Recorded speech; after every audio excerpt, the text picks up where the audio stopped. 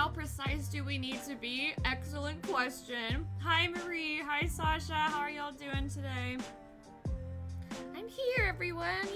Yay! Well, sort of. I'm doing the mic only stream today because, but also my bedroom behind me it's a mess. It's just an absolute mess.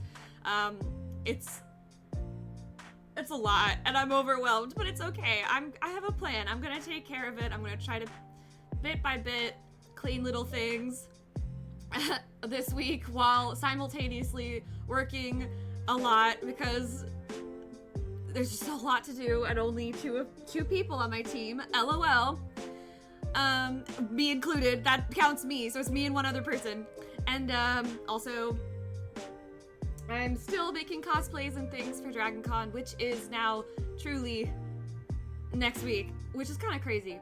I did make a lot of progress. The Honorable Judge Zect now presiding, yes. Gotta have the judge here. I want to be hyped for the cosplay. But also, I am like, it's definitely the trust the process part of the, process. It's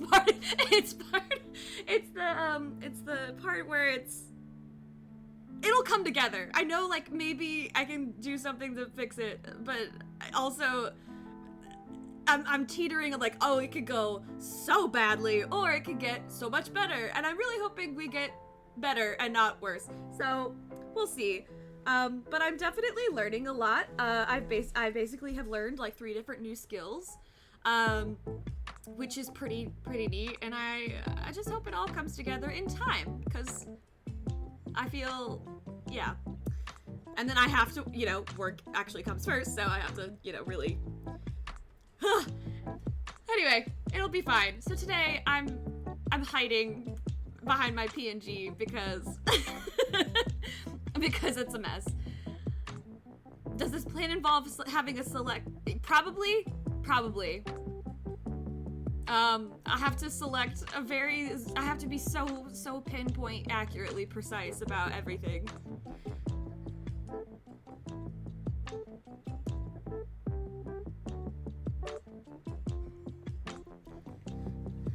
I did visit my friend this weekend, and that kind of helped with my cosplay, by the way, but also, we didn't get as much done as planned. But it was a fun weekend, so I'm glad. But I feel I gotta work. gotta. So today, anyway, we're chilling with Ace Attorney. I don't really want to start anything like. I feel like I'm in a place where my games are too. Like I don't want to start anything brand new yet, like Final Fantasy IV. Like I don't want to jump into that yet with all this other stress on me. And then I also don't want to go straight into Stormblood or have to plan like a Raid Alliance thing, because I want to do that, but I'm just not in the mindset for it right now because of everything. So I'd already started Ace Attorney. That's what we're doing. I can do the funny voices and we can just chill while we, I don't know, take the villains to court. Ka-chow. The captions did not know what I said. LOL. Okay. So, as usual, there's the warnings for Great Ace Attorney Chronicles. We're doing basically Great Ace Attorney 2. But the Chronicles is a anthology type situation. And here are here's the list in front of you, if you don't want to go to the link. Great Ace Attorney Chronicles includes blood and gore, visual and audio depictions. There's gun violence, animal death. There's death and suicide. There is alcohol and or substance abuse. There's domestic violence, self-harm. There's snakes, anxiety attacks, hospitals, bone breaking, hanging, suffocation, burial alive. Anti-Semitism and xenophobia. The xenophobia is they kept it, I guess, pretty damn historically accurate with that, weirdly enough. because Ace Attorney is definitely not known for its accuracy. Fat jokes, flashing lights, shaky cam, and there's some claustrophobic scenes, or a claustrophobic scene, so just be warned. And if you need those warnings again, there's the handy dandy command. But enough about that. Let's get back to where we were. We were back in court. I think we were at the tail end of the first case, where our girlie was actually pretending to be Ryunosuke's cousin.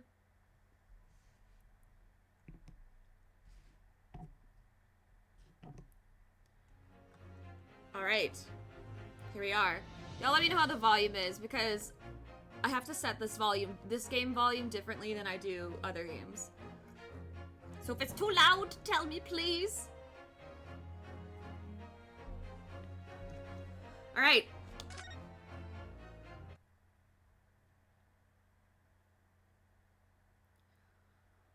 Oh boy. I'm gonna have a really good time trying to figure out what I did last time. With all these voices.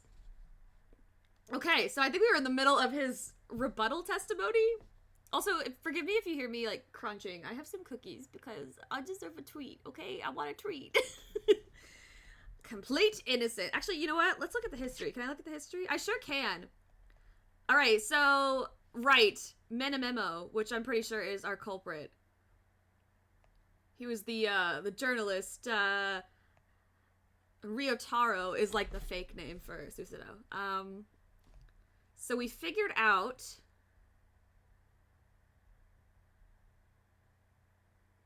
Homegirl was poisoned and not stabbed. Well, poisoned and stabbed, technically. And he saw it all or something, and it was like, how would you see it all? And we have his pin, and that puts him at the... Wait, I should look at the record, too, actually. Fountain pen, RM. So that's our man. The broken camera thing, it's coming back to me. This beach hut plan where I had to point at the very, very, very specific place. Okay. Actually, wait, let me look at the people, too. That's our friend. She's arrested for murder. That's the victim, but she was also a killer at the last one. This asshole. This guy who is always sick for some reason. Our famous author friend, and him. Right in Minamimo. Yup. Okay. The culprit, I think. Oh yes, I stabbed the English woman, and it's that very fact that proves I'm innocent. Because why would I have bothered to stab the woman if I'd already poisoned her? When I heard the student girl and that pompous English murderer arguing, it got my goat.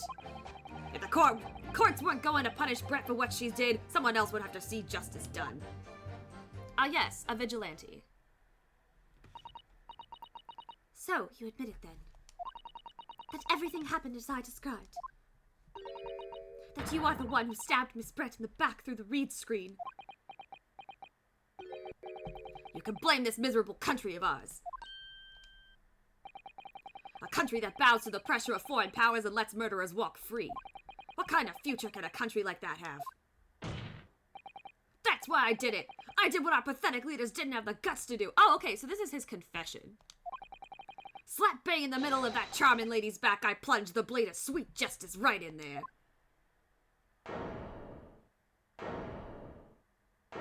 Buddy boy. You just admitted to murder.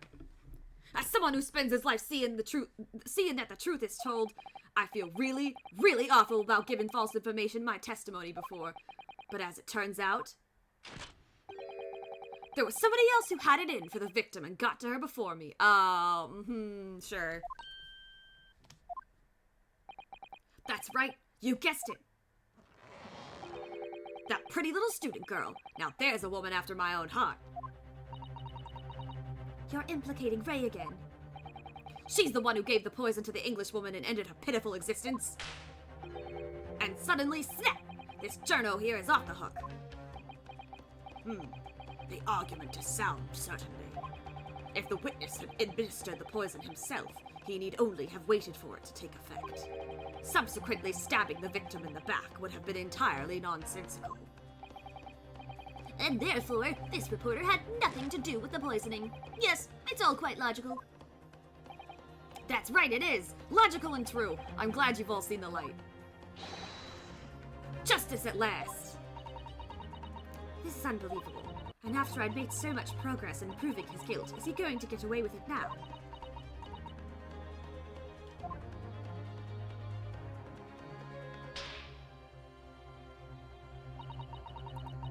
Think of Kazuma-sama, Naruhodo-san! There is still desecration of a body. That's a good point. That's a very good point. They never stopped looking for a way forward until the judge's final gavel. Very well then, counsel. Proceed with what I assume to be your final cross-examination in this trial. Doubtful. Yes, Your Excellency!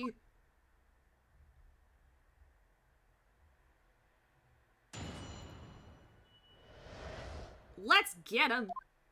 Can I change the speed of the type? Because I kind of want it to read a little faster. Turn this on to enable- wait, hold on. In place of- allowing you to progress through the-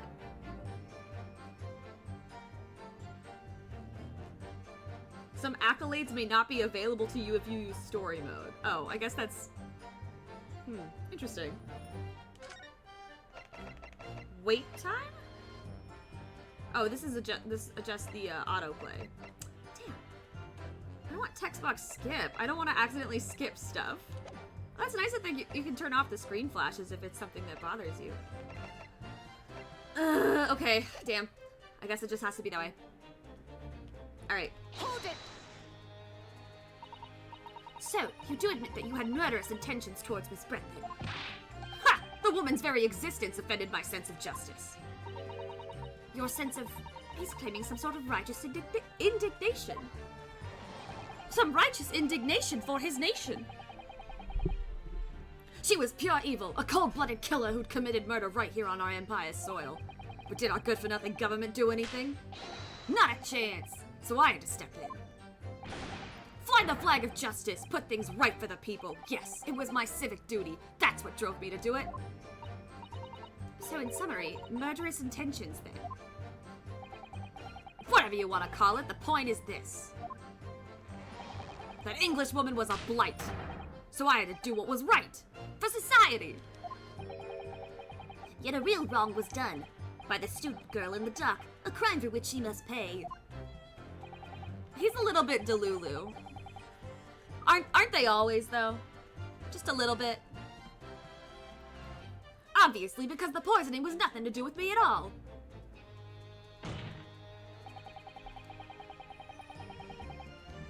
Hold it! So you still maintain that you didn't give the poison to the victim? Obviously! That'd be like putting a belt on your trousers when you were already wearing braces like these. Okay, I guess. The accused administered the poison, following which this witness stabbed the victim. 'Cause... That's fine, though. But that's just fine, I guess. An unforgivable act, certainly, but not one of murder. That crime rests on the accused's shoulders. I believe we like to call that in the business grasping at straws. That is how the law works, you see, yokel. Who knows, you may even learn something here today. 2 consecutive attempts on her life in the space of minutes. Quite a day for the victim. Do something that evil and you've got it coming. That's how the law works. The law of reckoning! That's not the kind of law this court upholds. You will reiterate why you were compelled to stab the victim then, witness.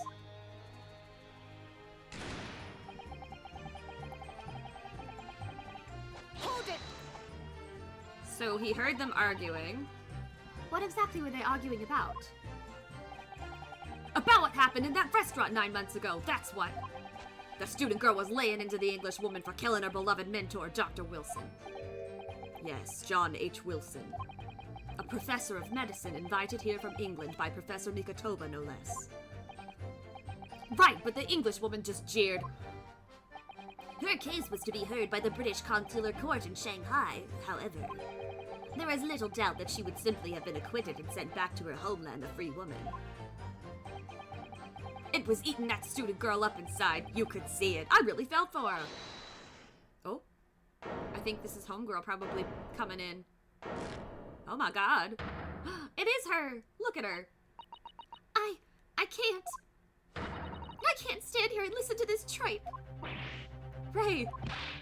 Young girl, you stand accused here. You can't just blurt out whenever you feel like it. No, you can't. Sorry, but I'm in the middle of some very important testimony here. Just keep quiet and listen. But this awful man is making all of this up. Susanoo, please, you have to make them listen. Return to the dock at once, Membabi-san. We are in the middle of a cross-examination. Hold it! Your Excellency, please, I implore you. That journalist is clearly not a trustworthy witness. Exactly! He's a filthy, rotten, black-hearted, bigoted, dirty, great, peeping Tom! Whoa, take it easy there. Please, I really think the court should hear what the defendant has to say. Your Excellency, I see no need whatsoever to entertain the accused's remarks. Well, of course you don't, buddy. You're the prosecutor. It could only spell more trouble for you. I will grant the request of the defense. But Your Excellency... This is likely to be the final cross-examination of these proceedings. As such, I believe it would be ill-advised to stifle the defendant's obvious concerns. So, whilst recognizing that this contravenes regular protocol, I hereby call upon the defendant to speak. Oh! Thank you so much, Your Excellency!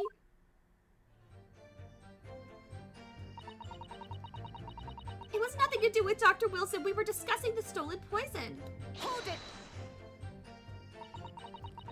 The stolen poison that killed the victim, you mean? I suspected her of being the one to steal it. I mean, just think about how she killed Dr. Wilson. That's true. Additionally, Miss Britt certainly had knowledge of the new poison. But surely it would be no easy task to steal a highly secret toxin being developed for the government. Indeed, all visitors to the laboratory are thoroughly searched when they leave. Even if a thief managed to avoid being seen by myself or a colleague, getting the poison out would be very difficult. I, again, forgot what voice I gave this man. I think I gave... I know he's like a... I'll try my best.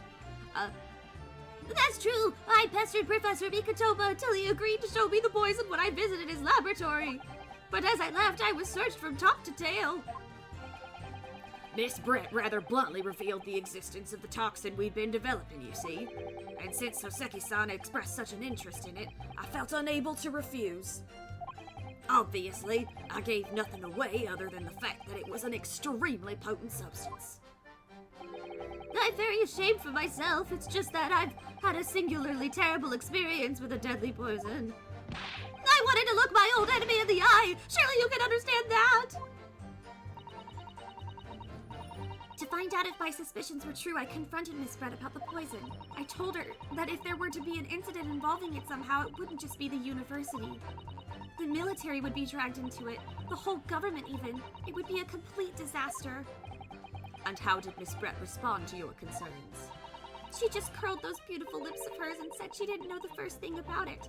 In English, actually. Ah yes, Menememo-san, one small question if you don't mind.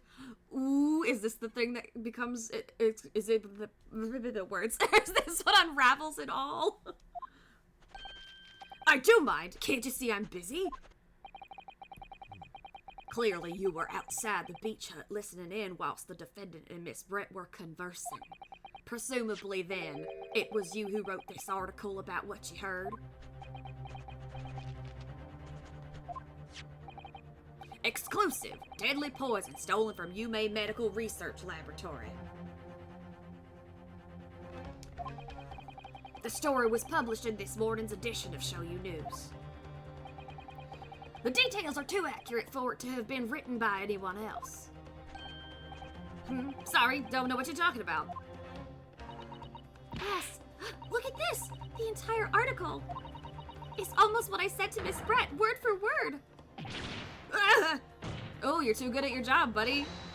Well, Minamimo-san. As a journal and as a citizen of a free country, I don't have to reveal my sources. That's a founding principle of Minamimoism. Father's clearly right about this. That reporter did write that article, and he based it on what he overheard from outside the hut. And then the details are added to the court record. So that's what it was all about. You were trying to cover up the fact that you were listening in. That's why you came up with that stinking story about me arguing with her. Shut up! My stories never stink. They smell wonderful. In fact, they smell like lavender. I'm just kidding. Look, whatever you say, little girl, it doesn't alter the facts. Your Excellency, there's something I want to say, and I want it to go on record. Oh, it will. It'll go on my court record, and I'm going to look at it very, very closely, and I'm going to throw it back in your face in order to get a confession out of you and solve this crime. Very well. You may amend your formal testimony.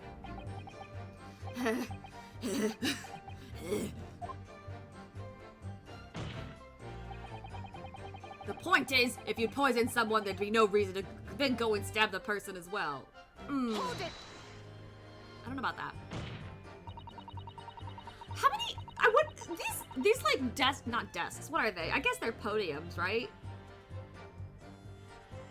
These surfaces, these little walls that they are, you know, leaning on and standing behind, slamming their fists. How many fist marks do you think are on these tables?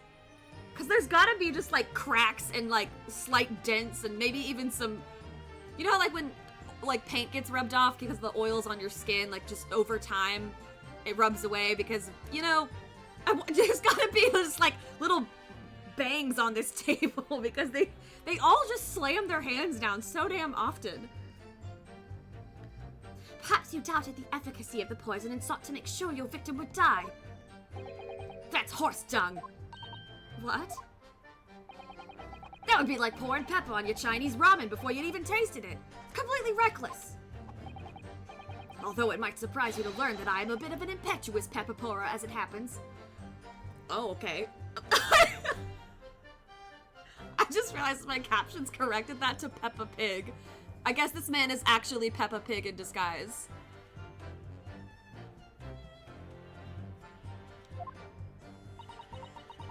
Once the victim had taken the poison, she would have been only minutes away from death. And yet this man then proceeded to stab her in the back as well. There has to have been a good reason for that. If it was the reporter who gave the poison to Miss Brett, then clearly he must have done it prior to Ray entering the hut. Yes, that's undeniable. But between him leaving the hut and the victim being stabbed, there was one very crucial change in the situation. Sorry? What change? The reporter overheard the conversation between Ray and the Englishwoman. Ah, yes, that's it. That's when Minamimo-san first found out the exact nature of the poison he'd used. That could be the key here. Okay, so they factor the cost of resurfacing into the normal court budget. They would have to. If the victim had excuse me. If the victim had unwittingly taken the poison already, the reporter would have had no reason to stab her. On the face of it, that logic sounds entirely reasonable. But there's no question that this man was responsible for Miss Brett's murder. If we could think of a plausible explanation as to why he might have stabbed her even after the poisoning, I feel sure that everything would drop into place. That's what we should be looking for. Yes, I agree. And in order to do that, I must try to glean more information.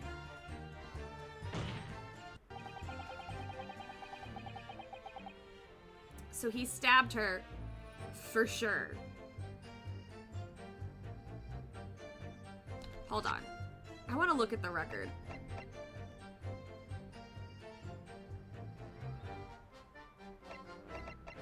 Okay.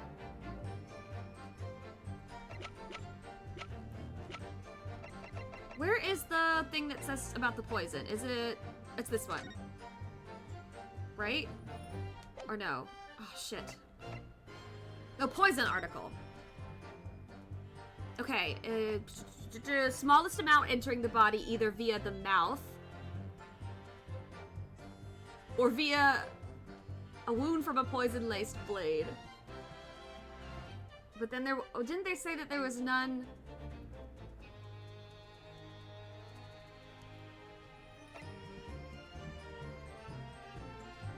Didn't they say there was no poison found on the knife, though?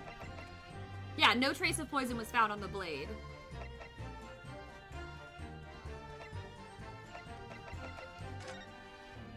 But she had wine, though. She had been drinking the wine.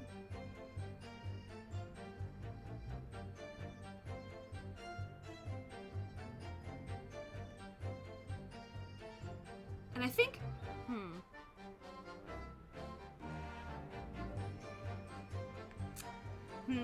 I don't know. Okay, I feel like it'll come to me. We're gonna just keep pressing everybody.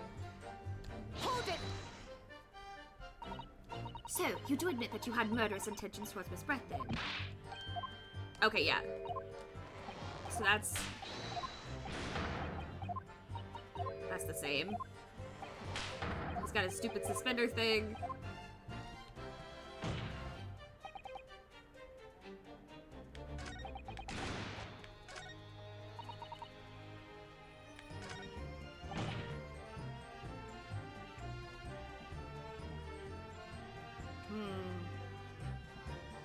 If you poison someone, there'd be no reason to then go and stab the person as well. Except... it had to get into her system. But... I feel like it's this one. There has to be a reason, and that's what we're contradicting. But there's no...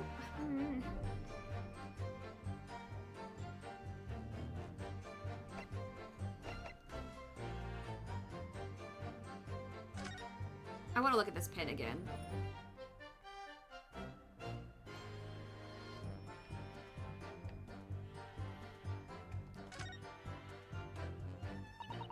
If we take off the pin's lid...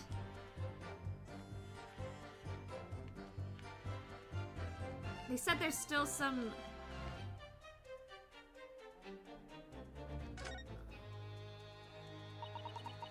Now let's unscrew the barrel, shall we? Okay, yes, and then this is the reservoir.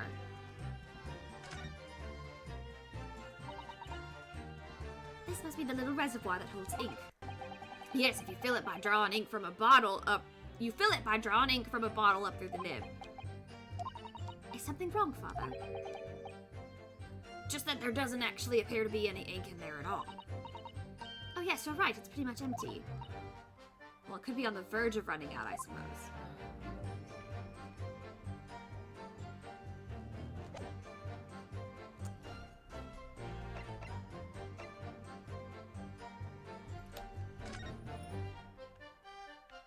Wait, I can examine this too? Hold on. That means I'm missing something!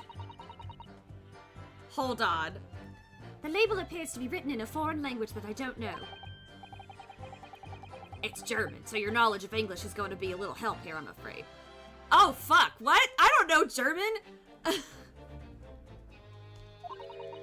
Couldn't you have just written medicine on it in Japanese? Then we'd all be able to read it.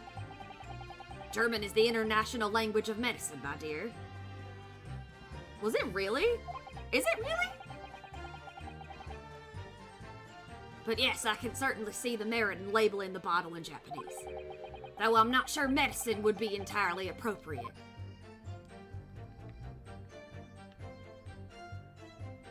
Can I look at anything else on the bottle or not? Damn, guess not. Okay.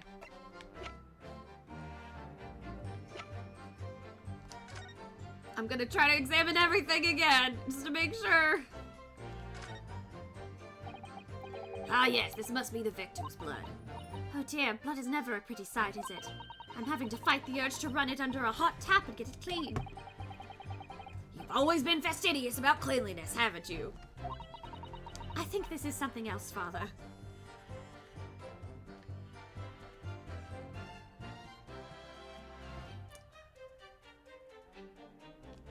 Okay, so that was... that didn't give me anything.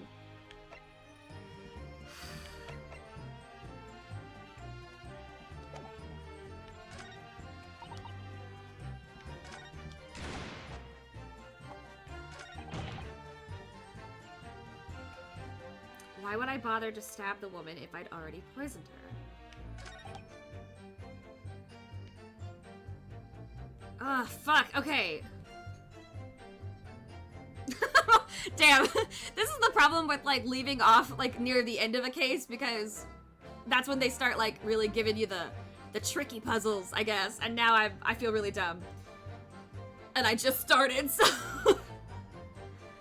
Shit, okay. I'm trying to make sense of it in my brain.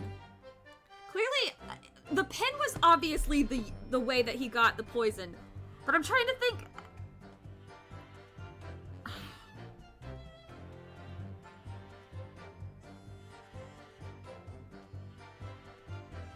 Okay, so what I'm thinking happened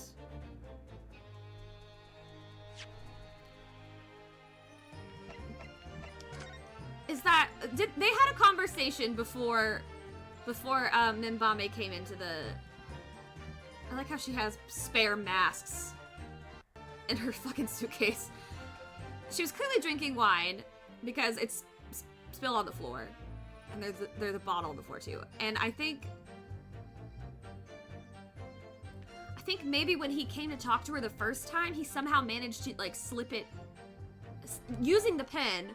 He probably poured it or, you know, squeezed the ink into the wine, and that's how he got it into her system and then left. But that still doesn't explain why he had to stab her.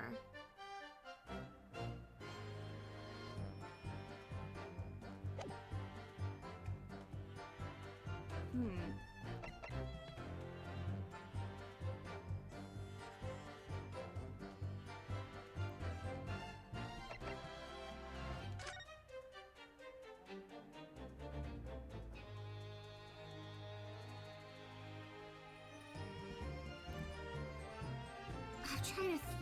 Frick. Okay. Is there, like, it only has a certain amount of time that it's...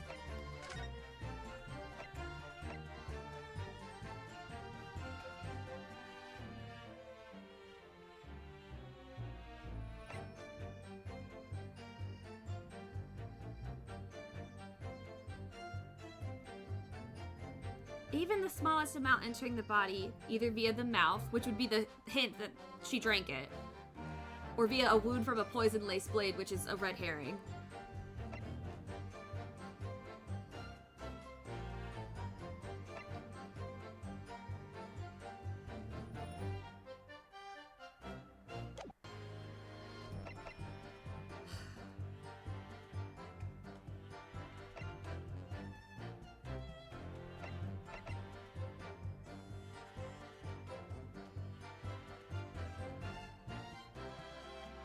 Based on information that he gleaned by eavesdropping, so why would he have to stab her?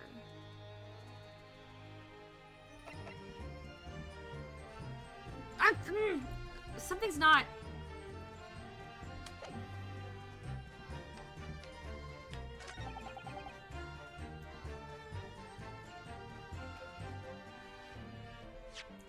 Something about the poison. I'm just gonna...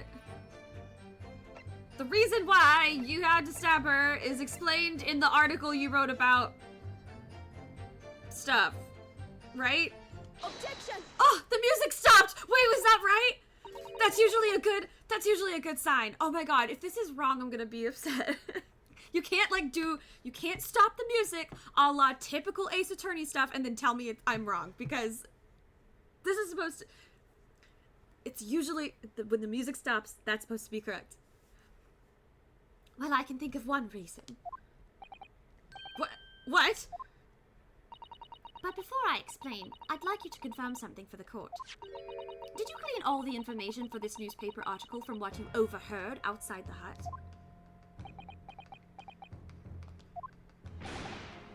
he did. There can be no question of that. After all, when we were all in the laboratory together, all we were told is that it was a terrible toxin. And there's one more important fact to consider. According to the witness, Minbami-san's verbal attack against the victim began as soon as she entered the hut. In other words, it would have been impossible for her to have slipped the poison into Miss Brett's drink. Objection! Where are you going with this, Counsel? Minamimo-san had made it quite clear that he observed every single thing that happened at the beach hut. If the defendant had somehow found an opportunity, this man would have seen it. Which means that Miss Brett couldn't have imbibed the poison whilst the defendant was present. In fact, it must have been administered to her before Minbami-san entered the hut. Right, because he used the pen, somehow transporting the poison that he stole into the wine. Yes, very articulately put. When I walked into the hut, I immediately started to press Miss Brett about the poison. At which point, Minamimo-san overheard some worrying information. Worrying information? What worrying information? The information which he subsequently included in his newspaper article, namely, that the poison was being developed in strict secrecy and that it couldn't be readily obtained. Absolutely. In fact, that's quite an understatement. The only possible place it could have come from is my lab. And furthermore, anyone afflicted by the poison would exhibit telltale signs of death. The extreme constriction of the pupils. Yes, it's quite stark when you see it. There are other poisons that show similar symptoms, but not among new substances that are undetectable.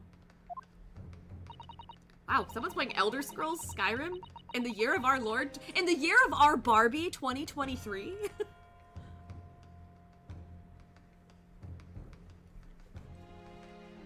Actually, no. Skyrim's really good, so that's fair. And also, mods are fun. In other words, it would be it would be clear that the victim's life had been ended by the use of this particular poison, which would reduce the number of suspects to only a handful of people. Ah! Everyone in my laboratory is aware of the unique properties of the toxin we've been developing. None of them would be foolish enough to attempt to use it for some nefarious deed. Minbami-san being no exception. Therefore, we can conclude that whoever administered this unique poison to the victim was a layperson, unaware of its telltale properties.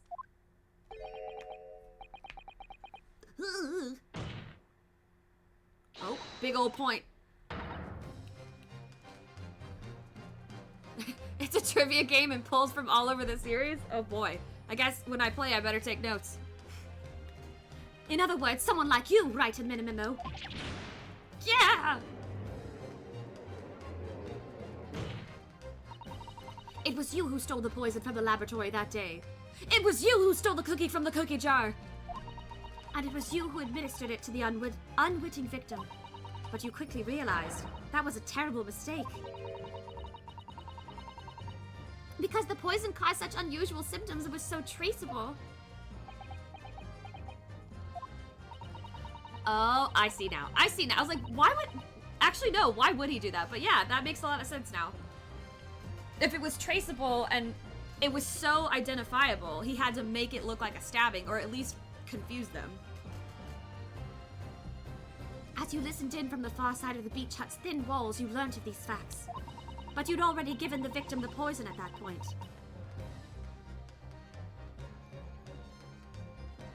Oh, damn. Oops. Guess refresher time. So you hatched a plan to disguise your mistake. A plan that involved stabbing the victim in the back through the reed screen. Objection! But what good could that possibly do? Isn't it obvious, Counsel? The plan was to kill Miss Brett before the poison could take effect. Once in the blood, the poison causes the onset of pupil constriction. But he had hoped to precipitate the victim's death before that happened, hadn't he? Exactly. Because without any revealing signs of the new secret poison's use, no one would ever have suspected. This is extraordinary. Yes, the effect of the poison meant it would be too easily identified, so the killer had to mask its use. Which he attempted to do by plunging a knife into the middle of the victim's back.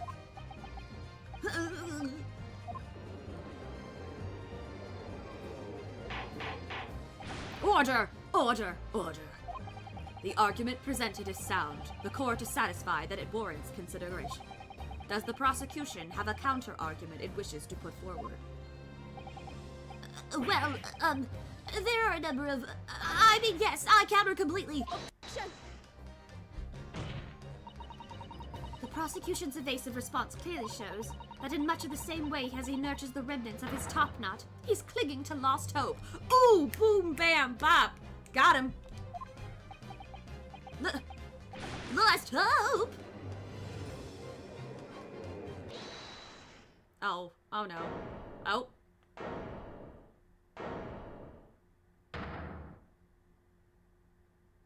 Here's his Hail Mary. Oh shit. Or nah. Ah! You pathetic, useless, fallen samurai! Fallen? Who are you calling fallen? My burgeoning growth is... I don't need a counter-argument. What are you talking about? It should be blatantly obvious. I stole the poison, you say. Gave it to the victim, you say. Stabbed her, you say. Lots of fine theories. But I don't need a counter-argument, because you don't have an argument yourself. Where's your evidence? The pen! It's the pen! Yes, you make it all sound so plausible, don't you? But without evidence, it means nothing. Whereas I base my news on facts! Did he just call me fake news? Facts. What do you mean? Explain yourself. I mean, what the professor said earlier in this trial. It's all here, in my many memos. Every word, every slip of the tongue, all noted. That's what the Show You News is famous for. It's the power of the printed word. But surely it would be no easy task to steal a highly secret toxin being developed for the government. All visitors to the laboratory are thoroughly searched where they leave. Oh. It'd be very difficult, but not impossible.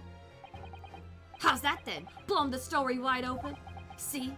I, writing memo, a mere reporter for the Show You News. Couldn't possibly have stolen that poison from the professor's laboratory. Okay, don't be dramatic, girly. We got this. I promise. We'll get him. But there can't be any question of it. He must have stolen the poison that day. He stole it and used it to kill... And if that's the case... As you've identified, the poison itself is the definitive evidence we need. Because whoever stole it from the laboratory that day, the true culprit here, is the true culprit here. What's your point, you annoyingly handsome country annoyingly handsome! Oh, okay. Sir. Are you learning something? I'm learning something about you. Bruh. Bruh. For real.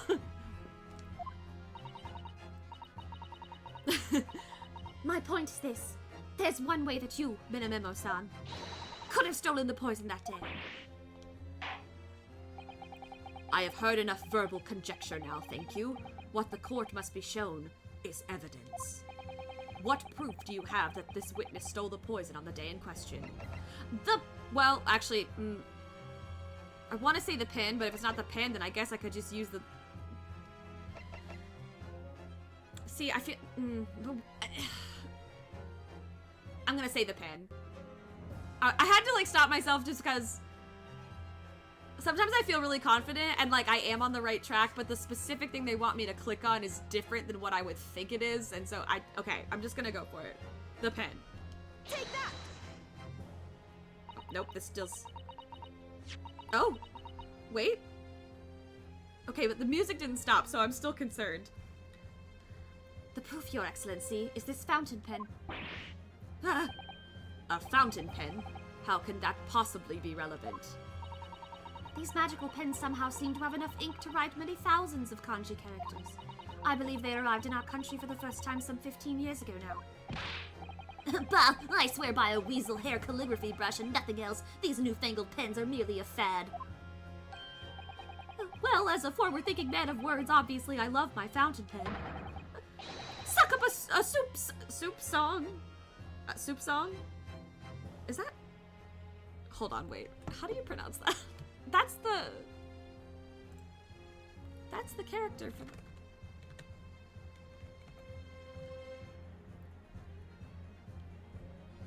Oh, a very small quantity of something. A soup song. Soup song. Suck up a soupçon of sumptuous ink, and one's words is awash with words in the blink of an eye. That's right. Fountain pens have a small reservoir in the barrel, into which ink is sucked up through the nib of the pen in order to write with later. What does all this talking of sucking up ink have? Ah! And just as it's possible to suck ink up into the reservoir, it's also possible to eject it through the nib again, of course. My word. Can this really be? Well, Minamimo-san. Have we got him on the ropes? Is this it? Is this the quintessential Ace Attorney freakout? When you saw the deadly poison before your eyes in the laboratory that day, you used your fountain pen, your very lifeblood, to steal some of it, didn't you? By siphoning the poison up through the nib and into the pen's reservoir. Objection! More absurdity! That never happened! True, we've heard that there were procedures in place to prevent thefts like this from the laboratory. But would anyone have thought to look inside a fountain pen of all places? No, I'm a little ashamed to say that for fear of offending our guests, such a detailed search would not have been conducted. Well, this is quite startling, I must say. I remind the court that this pen was found in the clutches of the victim when she died. In other words, it was dropped at the scene by Minamimo-san. So the crucial question is, when exactly was the pen dropped? Are you suggesting? The natural conclusion is that in your haste to act whilst the victim was distracted for a moment, you dropped the pen after you emptied the poison from it into her glass. Objection! There could be any number of alternative explanations. For example, the witness could have been using his pen to write down details of his conversation with the victim. Then, when shocked by one of her outrageous answers, the pen fell from his quivering hand. Objection! No, that can't be. If it was, how do you explain why the pen was devoid of ink? What? As you can see for yourself, if you examine the evidence, there would appear to be no ink present in the reservoir. What newspaper reporter goes to interview someone with nothing in his pen? No, the pen was dropped after the poison that filled its reservoir had been emptied into the victim's glass. Witness, what do you have to say in your defense? Here it comes. Oh, come on, damn it, really? So this is how our modern justice system works, is it? So what if the ink in my pen runs dry? What if my pencil snaps? Oh, damn, he's Wolverine. I can always claw my way back into the game. Haha, I have plenty in reserve. Oh my god!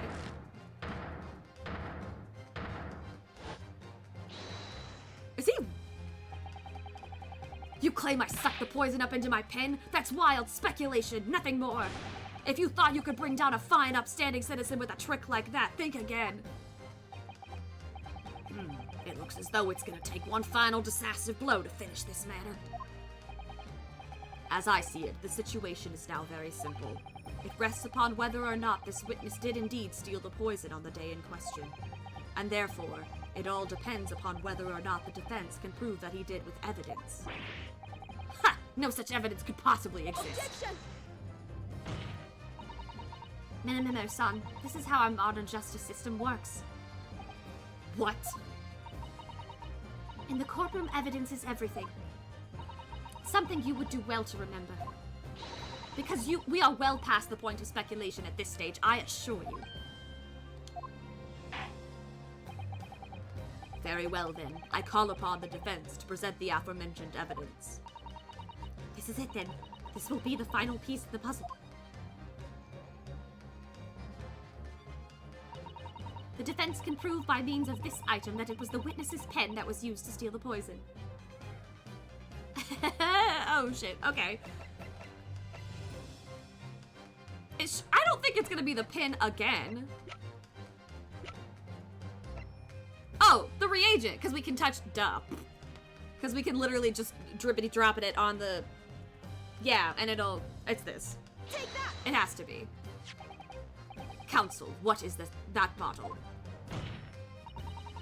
This bottle contains the unique chemical reagent that can identify the poison in question. Ugh!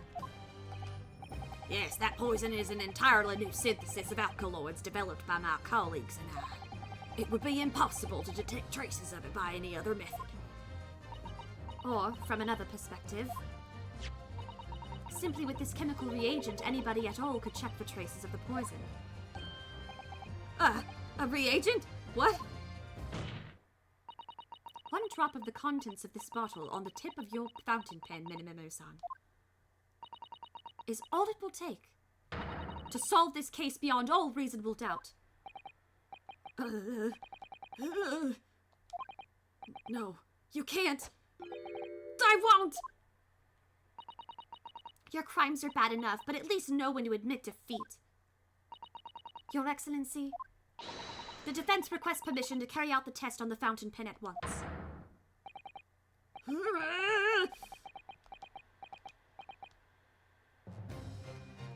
Here it goes! Whee! This isn't my fault! The Empire drove me to this! Trying to hold its head high as a civilized nation. Oh god, I can't read that fast. I took up arms in the form of a man in the name of justice! Oh damn. Susanoo, with me! I'm there! Oh my god, the girlies are getting him. Fuck yes. Man, that was one of the best ones I've ever seen. Did I do it right? That was a Susanoo takedown, wasn't it? Not quite. That was a Ryotaro takedown. Haha.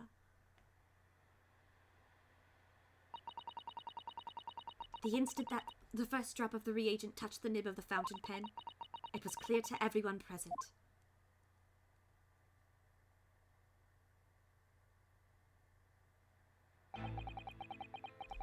Can I actually look at what he said? Because I could not read it that fast. Is it my fault the Empire drove me to this? Trying to hold its head high as a civilized nation, but bowing its head to every foreign power's whim. I took up arms in the form of the mighty pen. I fought tirelessly on the battlefield of news, all in the name of justice and righteousness. Yes, Menamemoism is the paragon of justice. Mena mena mena mena mena mena. Mena mena mena mena mena mena mena mena mena. LOL. When I first saw in there in the lab, the poison, the devil got hold of me and I decided to do it on a whim. I excused myself and emptied all the ink down the sink in the bathroom, washing the reservoir out carefully. And then you waited for an opportunity to suck up some of the poison, didn't you? Into your fountain pen. Yes, that's right. Answer me one thing, Minamemo-san. Why did you steal it? For what purpose? Isn't it obvious? To find out what it was made of and expose it in an article. I mean, it was a secret project after all, too juicy for a journal like me to pass up.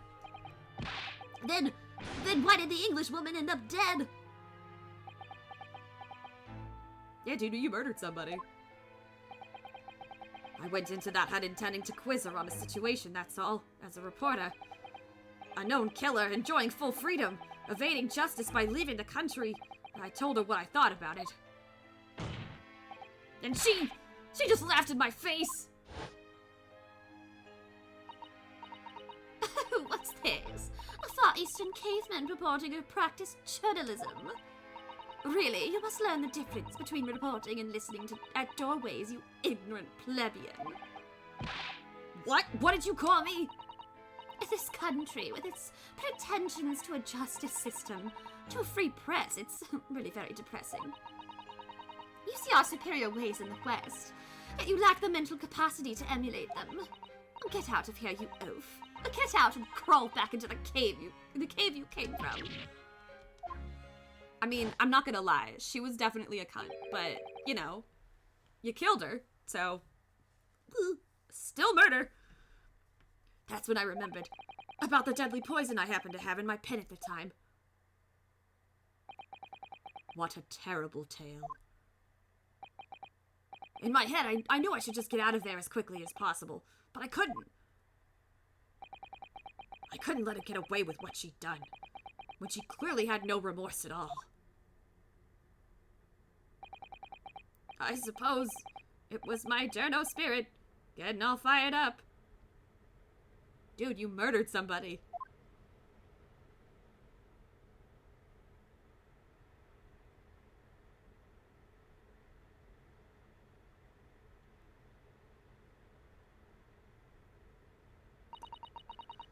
I'd like to ask you something. Yes. You often talk about justice, but surely as a journalist you could have used other means to deliver the justice you sought.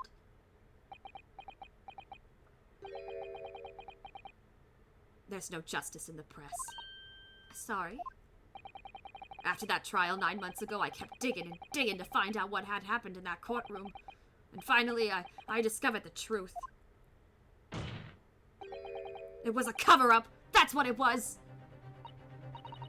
A cover-up? What do you mean? I would remind you of your position, witness. Be careful of what you say. Oh, come on! Doesn't it strike you as strange? We're suddenly not allowed to convict a foreign national. Consular jurisdiction should have never have come into it. And yet that puffed-up English woman was going to sail away into the sunset, a free woman. The only possible explanation is that behind the scenes, some deal had gone down between Britain and Japan. What sort of deal? I'd done my research, dug up all the dirt, and it was all ready to be published. But you know what happened? The editor just tore the article up. It came under pressure from the government, you mean? If our government's gonna let criminals walk free, if they're gonna crush the free press, then what choice do I have but to see that justice is done myself? Let's not forget, Minamimo-san, that you committed murder yourself and you tried to lay the blame at the defendant's door. I'm sorry, but you're no better than Giselle Brett. Yeah, you both killed people. Still murder, buddy. Still murder.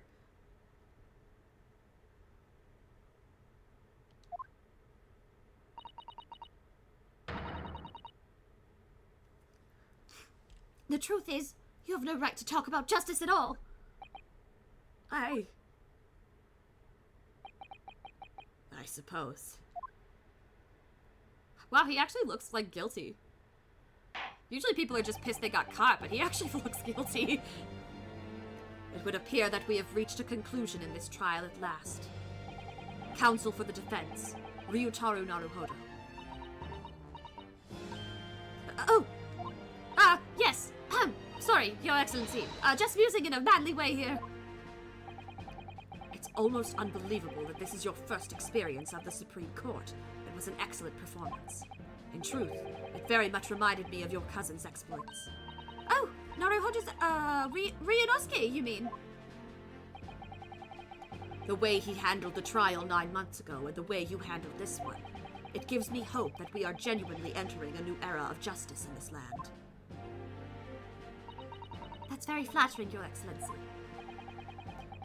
Hearing the defense you put forward today made me feel most keenly that the future of our justice system will be forged by you and your contemporaries. Thank you. So, Prosecutor Ouchi, do you have any final thoughts? What the fuck is that? What is that? Wait a minute, what? Prosecutor Ouchi? Oh my god, is he gonna- wait, is he about to- hold on, wait. Is that a knife? Is that a knife? Is he about to- okay, I don't think he's like full on, what is it called? Seppuku or something? But he's gonna do it to his hair. I know he's gonna do it to his hair because then we've all been like talking about his weird little nubbin at the top, but Is he gonna sacrifice the nubbin? Is this the sacrifice of the nubbin in order to, seppuku? Is that what it said? Oh, Jesus Christ.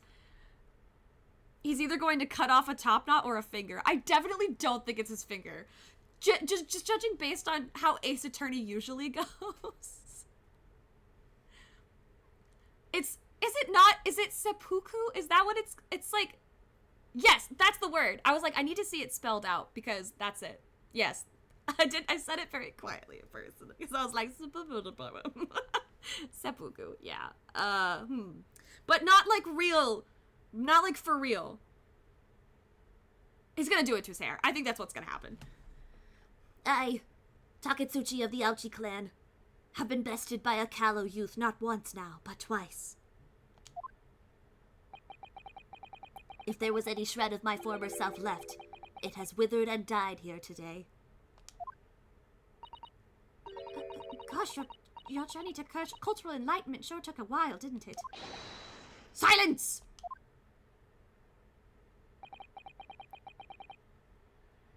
Oh my god. Rather than living on in shame, I will end it all now with this blade. For that is the true path to Ouchiism. Ouchiism? One hopes that that's the only way in which he'll be modeling himself after the witness.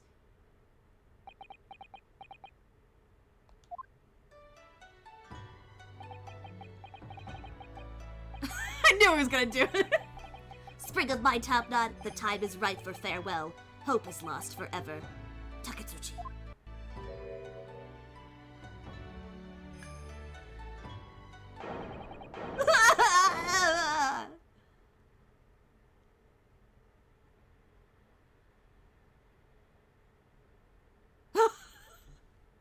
Oh my god, this is so extra!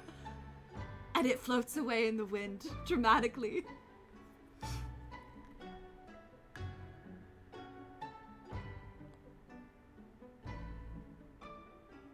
Oh my god, everyone is so solemn. Oh my god, everyone is so solemn for this man's hair!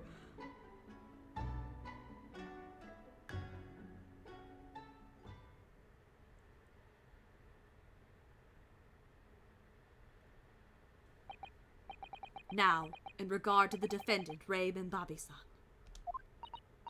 Yes, Your Excellency? I have reached my final verdict. I hereby find you not guilty, baby! Woohoo! We did it!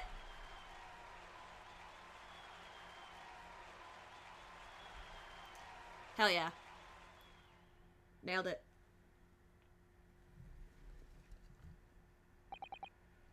Court is adjourned.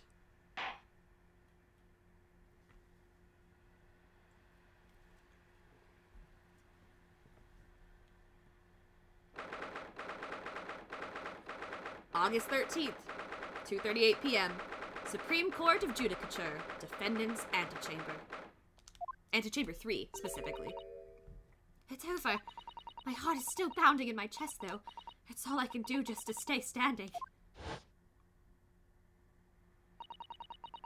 Lawyers have such great responsibility, such a great burden to bear. Don't they, Naruhodo-san?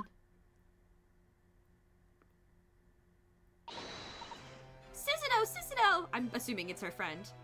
Aw, look at her. Thank you! Thank you so much! You were so dashing in there! Rei and Father. Honestly, I'm so touched by everything you've... Oh no. I think I'm gonna cry. It wasn't easy, but together we made it. I was on the verge of tears at the end, too. The only reason I'm still here is because of you. Oh no, I can't take all the credit. It took courage to tell the truth in there. You sure did wonderfully. Or you... I was reading Susanoo and then my brain just put everything together. You did wonderfully, Rei, so I would have to say that the congratulations belong to you. Susanoo, don't be so standoffish. Sorry. We're friends, equals, and the trial's over, so no more of this formal super humility nonsense. It's time to celebrate with swagger, to throw caution to the wind. Caution to the... what? the great defense lawyer Ryotaro Naruhodo, and I'm taking you out to a milk bar tomorrow. What? Are milk bars like a real thing? I thought milk bar... I thought okay. Milk bar makes me think of Zelda, because that was... It's like saying grape juice for wine. Let's get dairy drunk. Oh god, that sounds sickening. That sounds so gross.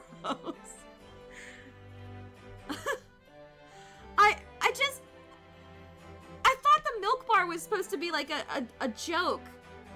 Cause like, milk in Zelda is magic, and so it's like, oh, get it? Cause like wine, magic, potion, and it's the kind of like this whole sort of euphemism, but like whatever. But is it like an actual, are they actually a thing in Japan? Milk bars? Or am I just being a super dumb American right now? Does anybody know? Teach me, enlighten me, please. I feel so dumb. But also kind of adorable to think of these two just going to a milk bar and like, I want my chalky milk, please. Can I have a chalky milk? Or something. Milk bars are traditionally a place where people buy newspapers and fast food items such as fish and chips, hamburgers, milkshakes, and snacks. They are essentially a smaller scale suburban form of the convenience store, but are more likely to be mom and dad, small businesses rather than large franchise operations. They call them milk. So wait, she basically is just like, we're going to the I don't know, like a cafe or something, like a milk bar. I'm like imagining. The first one was in 1930 in India. Okay. Bodega. Yeah, see, a bodega is kind of like a general store, basically. So a milk bar is another name for like a sort of general store, but just has like the colloquialism, or the the connotation. That's the word I was looking for. It has the connotation of being like a. I'm also like imagining like the 1950s diner, the malt shop, if you will.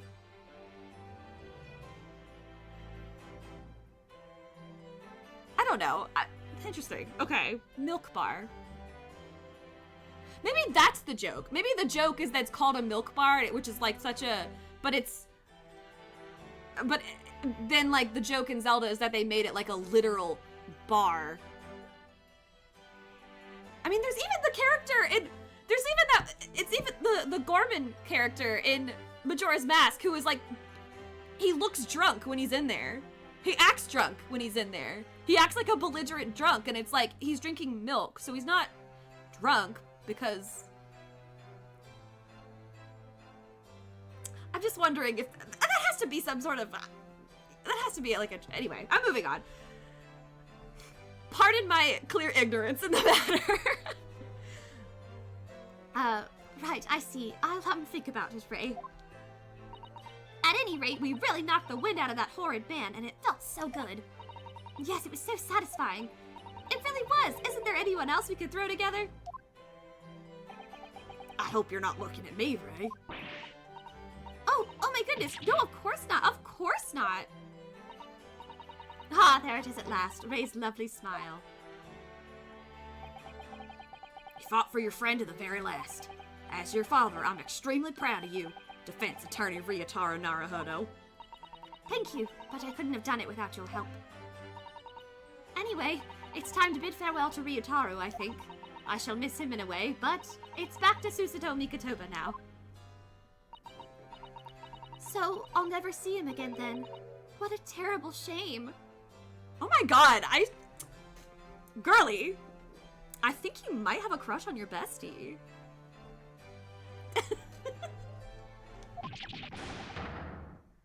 They're in lesbians with each other. Oh. What is happening? Oh, Soseki-san and Inspector Hosonaga, I do hope you've been keeping well. Is that really you?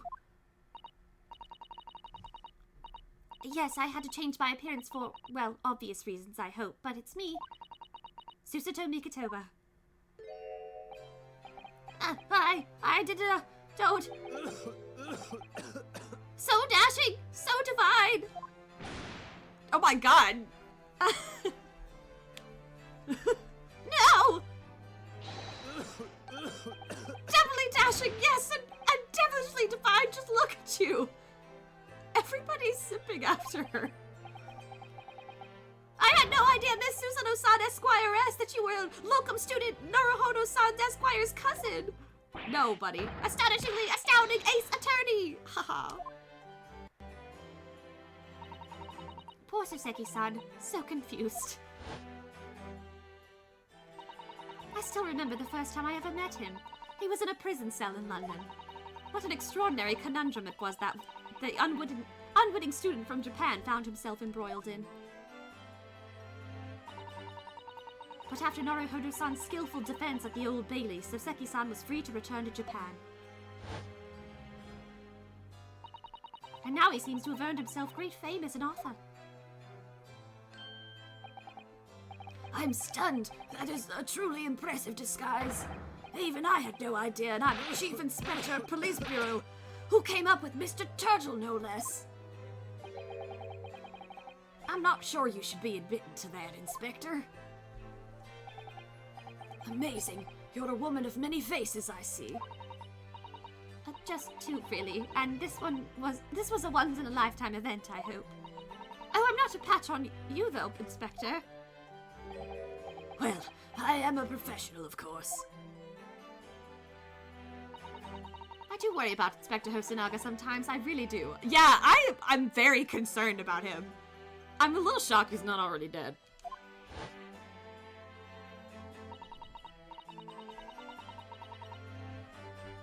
"9 months ago, when he appeared at the Supreme Court to testify, he was undercover disguised as the head waiter of a restaurant. And then on the steamship to Great Britain, of course, disguised as a sailor to keep us safe on the journey. Though that didn't help you, did it, Kazuma-sama?" From my perspective, I have to admit I have mixed feelings about all this. I mean, now the truth has been lost forever. What do you mean? I'm talking about the murder that English woman committed at the end of last year. Ah, yes, it was an English doctor she killed, as I understand it. Dr. John H. Wilson, yes. The man I invited to Japan personally. The mystery is, why did she kill him? And now that the culprit herself is dead, we'll probably never know the answer. On the voyage to Great Britain, we had a most unexpected encounter with Mr. Herlock Sholmes, the great detective, I mean. Yes, I remember Mr. Sholmes well, of course. Ah, my arch-nemesis! How lightly you utter his name!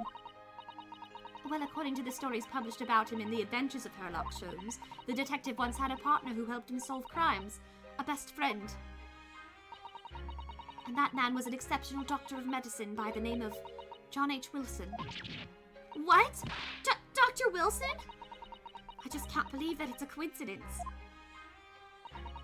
I think that the English doctor of medicine killed here in Japan 9 months ago must have been the friend and partner of Mr. Sholmes. And the really the worst part is the father to Iris, I think. I think her name was Iris, if I remember correctly. Oh my god. I'm like 99% sure it was Iris. I think it was, because I made a comment about there being 2 visual novel games with pink-haired girlies named Iris.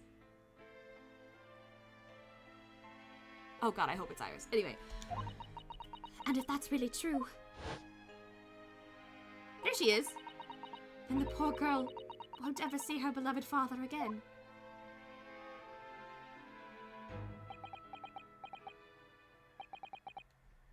As you know, I traveled to Great Britain once myself to study. It was around the time you were born. Yes, grandmother told me about it. On returning to Japan, I took up my professorship at the Imperial University. but I also serve another role, as an advisor to the government on diplomatic affairs.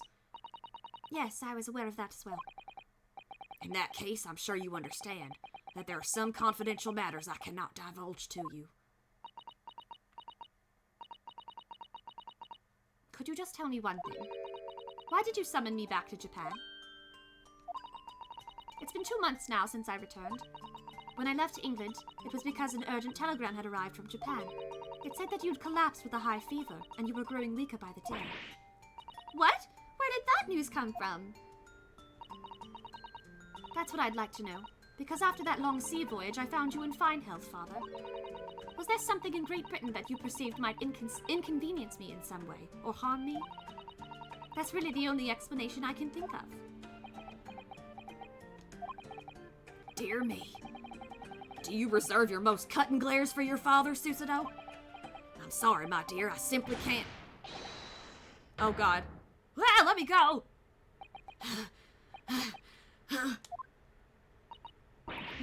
Minamino-san! So, one throw wasn't enough for you.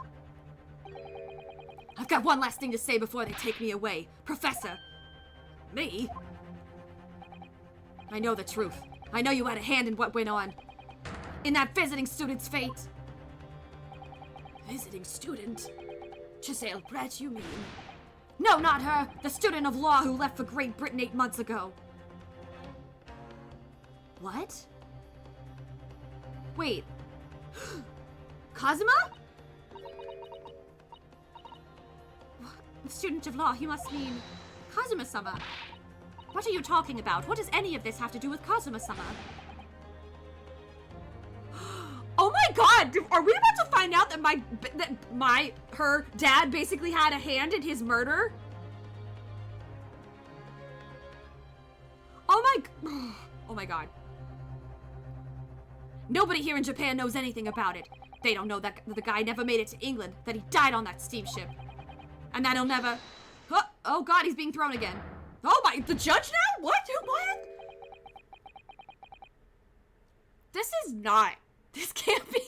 This can't be fucking legal. Maybe this justice system is actually very, very flawed. Well, I didn't expect to find him in here. What were you officers playing at? Terribly sorry, Your Excellency.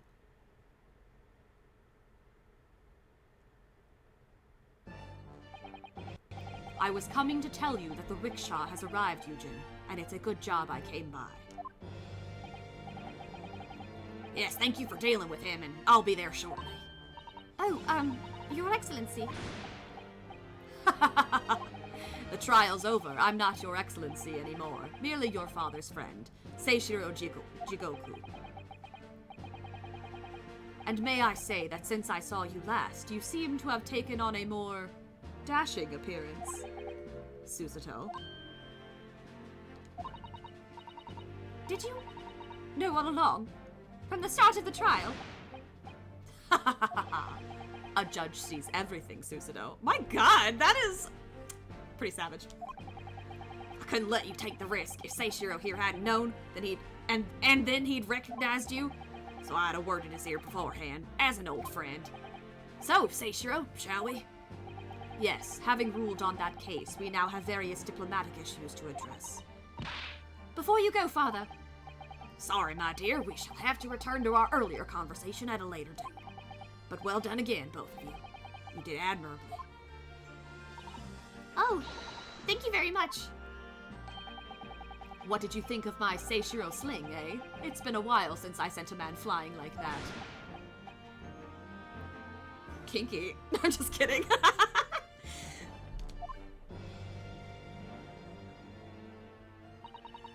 Whatever could Father be hiding from me? About Giselle Brett, about Dr. Wilson, and now it seems, according to the reporter, about Kazuma-sama. I'm going to have to bring this up with Father sometime, when nobody else is around. Judicial Assistant Mikotoba-san Esquires, could I have a word? Oh, yes, of course, Soseki-san. What is it? I think perhaps it could be fate that we're meeting again like this now. You see, There's something I need to tell you. Oh? I believe that it may be related to the reason why your father summoned you back from England. This I have to hear. Please, Soseki-san, tell me at once. I will! As you know, my time in England was terrible. Cursed, I have no doubt. Such awful things I was embroiled in. Thank goodness locum student Naruhodo-san Esquire stepped in. And after I secured my freedom, I couldn't wait to get on a ship back here to my homeland. Having arrived in Japan, I submitted a report about my experiences to the Ministry of Foreign Affairs. The next thing I knew, I had a visitor. It was your father, Professor Mikatoba. He wanted to ask me all sorts of things about my report. My father? He seemed to be especially taken with a particular part of the report. Anyway, he left eventually, having thoroughly quizzed me. But it was the very next day that he sent the telegram to you asking you to return to Japan. What was it then? That particular part my father was interested in. I don't really know exactly. But do you remember them? Those two terrible cases I was caught up in? Of course, I could never forget. Your father seemed to concern himself mainly with the second case. The second one? You mean the one Mr. Sholmes forbade any of us to talk about in public? Which is why the only case involving you that any member of the public is aware of is the first. Well, I don't care! I don't have to listen to what that dastardly detective says! Anyway, the point is, it seems that case somehow holds the key to all these curious unanswered questions. That horrific, hideous, heinous case. The case of the haunted lodgings. The haunted lodgings. That case somehow caused my father to summon me urgently back to Japan. I thought that whole business was over, but it seems I was wrong. Perhaps that was only the start. Perhaps the story is not yet told.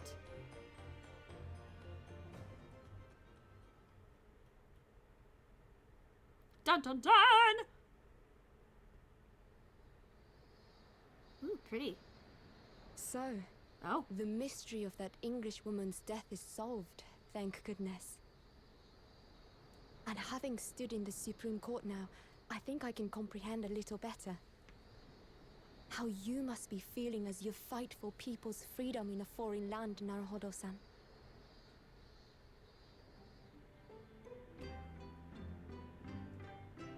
But actually, I'm writing to you today because of another matter. I met Soseki-san and we talked about that second case he was involved in. Father has said nothing to me, but I feel certain of it. That case holds the key to some great unsolved mystery. My notes on the case should still be in the office, tucked away at back of the shelves on the left. Perhaps you might like to look over them again. Today, for the first time this year, it feels as though summer has arrived. The sky is a brilliant blue.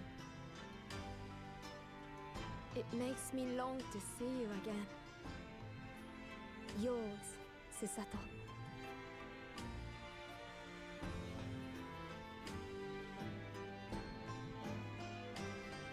Oh, wow.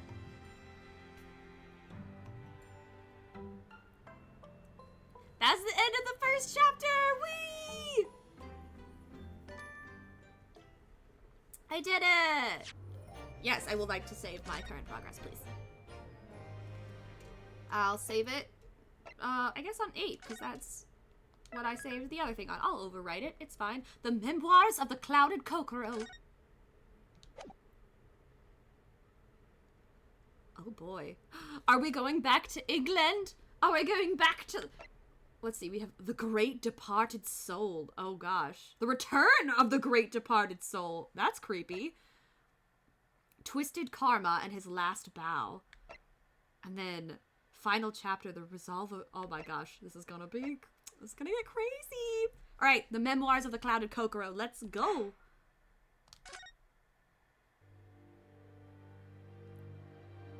Ooh. Very ominous. It was a ghastly tale of a winter's night. One of an invisible killer and a crime perpetrated on the pavement along Briar Road. As the victim lay at death's door, the mystery of just who had stabbed the young lady from behind had been resolved. But no sooner had my friend saved that Eastern exchange student from his harrowing plight, than in the dim, flickering shadows of gaslight did a second bizarre crime rend the stillness of that very night.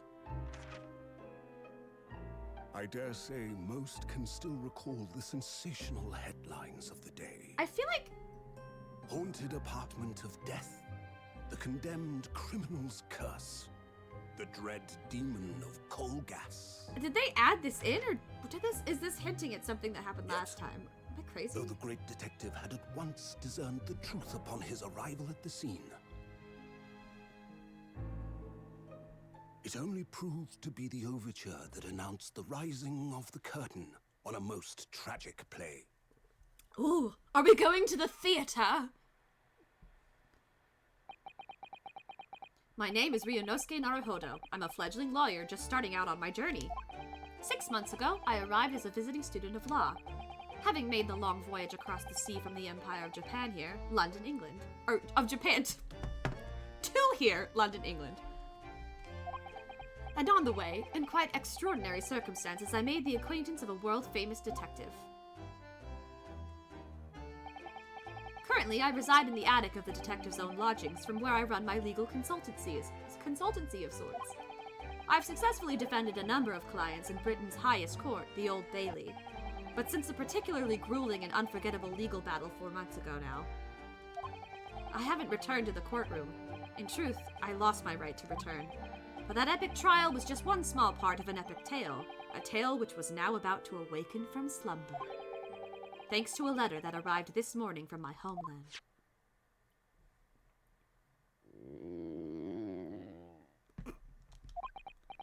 Brekkie time. What a delicious smell wafting up the stairs. It must be nearly time for breakfast. I'd better go down to Mr. Sholmes' suite and say good morning to the great detective and his flatmate.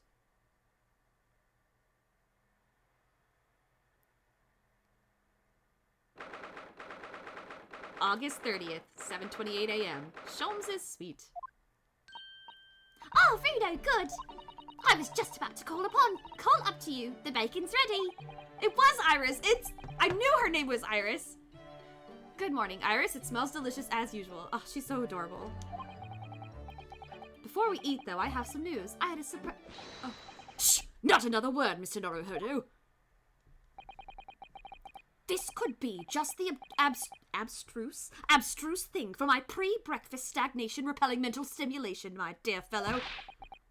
Morning to you too, Mr. Sholmes.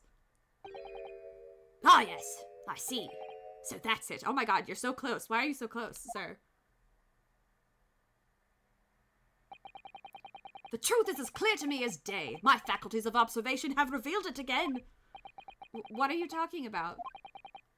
You, Mr. Naruhodo, you have, this very morning, met with a surprise.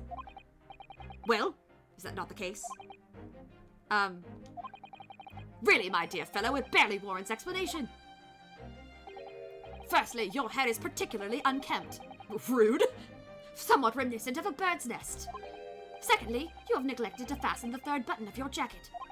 Clearly, when considered together, these two facts point to you having been flustered this morning. Can I talk now? But of course, though I don't look for admiration, you understand. My hair always looks like this. It's been this way since I first met you. Oh, it has? And the button was ripped off last night, if you remember. By you. Harry pulled your button off. Oh my, what was happening last night? Wait a minute, what? I'm sure everybody in the Ace Attorney fandom went fucking nuts over that.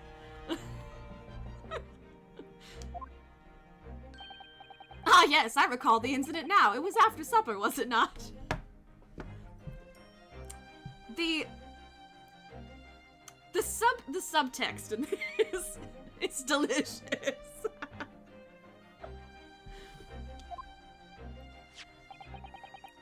As the evening advanced, I picked up my violin and began to play the wailing notes of a haunting tune. But then, to my utter dismay, the third string snapped! Why did it have to happen? Why? Little wonder then that in my vexation I grabbed the first button I saw and ripped it from its proper place. Well, I'd like it back now, please. It's troubling me that I can't fasten my jacket. And it's troubling me that you expect me to know where it is. Somewhere thereabouts on the floor, one presumes. Helpful. What matters at the present time, my dear fellow, is simply whether or not my deduction was unerring. But Hurley, Bruno said that when he came in. Bruno said it when he came in, didn't he? I had a surprise this morning.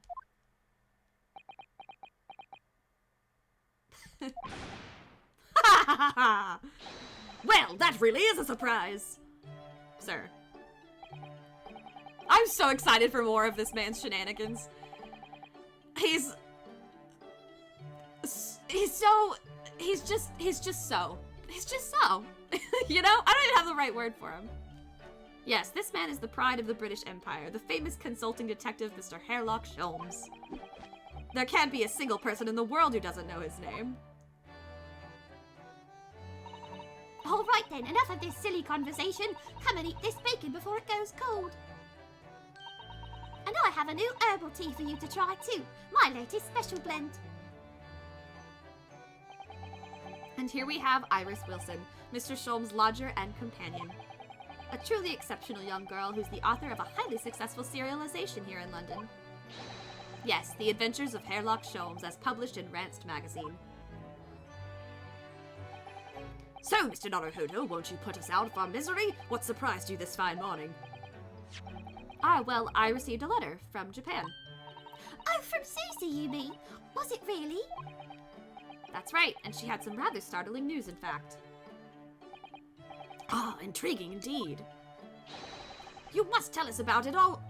You must tell us all about it over breakfast. Oh yes, what fun. I've got all sorts of options now. Okay, I'm gonna be real quick right back, and I'm gonna go get some hydration because I finished my drink, and also I think Midna might be outside my door because she is not in any of her usual spots. So I'm gonna go retrieve her. But I will be right back.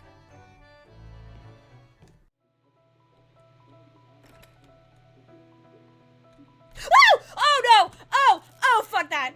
Fuck that! Fuck that so much! Fuck that so much! No! Who is the mind of Seiman Mikado? Tell me the name of the person whose consciousness was directly tied to his. Me! Is it me? Am I the drama? I don't think I'm the drama.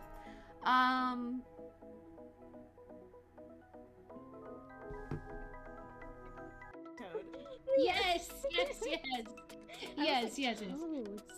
Okay. She was thinking of a. Hi, I'm Toad from Mario Kart. Yes. Where do you want? That makes a lot more sense. That made it way more clear. Beautiful. Sorry. Okay, we'll Oh, it's got a little bear on the front. So, what do you think? Shit. It's shit. Okay, hey bud. Still like. Oh, ha ha ha. Oh my God, Judge, you're killing me. It sounds so real in my earballs. All right. Oh my God. Okay, let's take. Ah!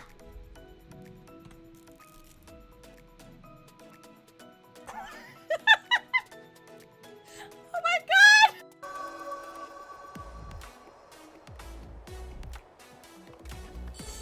Oh, it's a golden branch. Oh wait, that was cute. A little fart flower.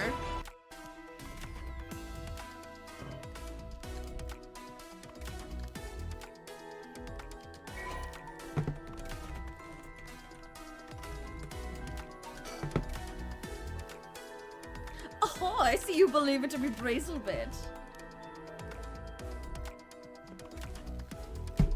this game. Fuck this. I take back everything good I ever said. I fucking fuck this game. Fuck this game. Fuck this game. Fuck this whole game. I swear to God. Let's see. 1, 2, 3, 4, 5, 6 people. Jesus fucking Christ. Why? Why is that the one that really got me? Oh my God.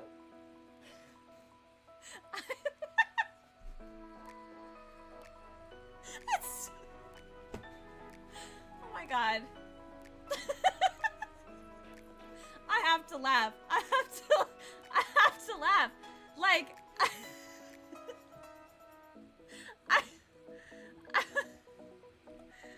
I can't. My name is Ryunosuke Naruha. Naru. Fuck.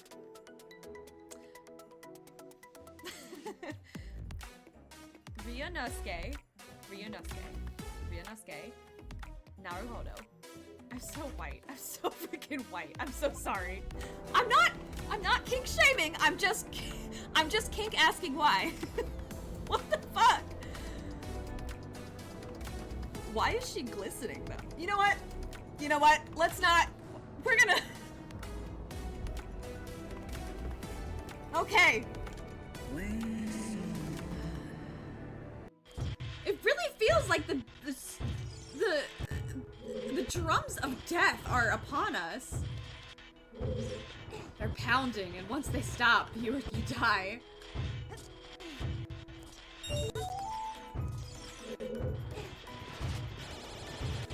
Feels. Ah! No! Ah! No! Oh, why does she run like that? A real setup of donkers. Packing some Doban Hunkaros. Massive da Hunka Bankaloos. They Big zoom- ol' Ton Hungarakugas. They zoomed in on them! They... Sometimes when you get distracted. Oh! In the vast, deep forest of Hyrule, long have I served as the guardian spirit. I am known as the Deku Tree. Accidental blindfold run. The children of the forest, the Kokiri, live here with me. Each Kokiri has his or her own guardian fairy. Am I behind? However, I was on time! Okay, however, there is one boy who does not have a fairy. And then... There it is. Yes, I played this enough to know that.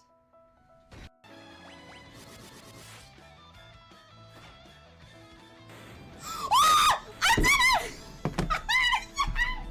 Yes! Yeah! Yeah! Holy shit! Oh my God! Hey, having a slime where you just like whack it and whack it and whack it and whack it. That was like a good way to farm some skill. Actually, he's so tiny. Titties are really important. Titties are really. Titties make you quiet. Titties make you go.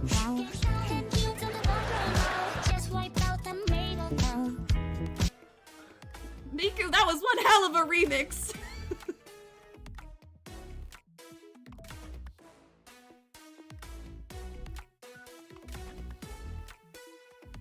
First, we ball. We got him. Games for love, y'all. Yes.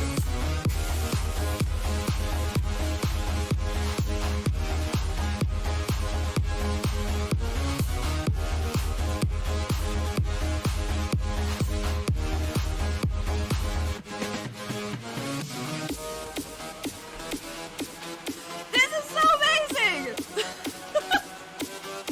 Alrighty, I am back, and I Oh my God, I have love all the emotes in chat! I have it! I have the kitty! I have the kitty! You can't see her, but she's here, promise. Here, you can... The jingle of her collar. As she actually heard me open the door. So my room's upstairs, but she heard me, I guess, open the door from all the way downstairs. And just that was enough to send her, like, coming up the stairs. And she did that, like, little cat noise. You know, like when cats meow at the same time that they're running, and so it like kind of vibrates. She did that all the way up the stairs, and I was like, I'm sorry. I didn't mean to lock you out. And then she just goes, meow. She's like, bitch, you do this to me all the time. Don't I, Mid? You're funny. You're so funny. All right, go eat. Go eat your food instead of eating your brother's food. No, go eat. All right, so we're back, and we are... Mid now.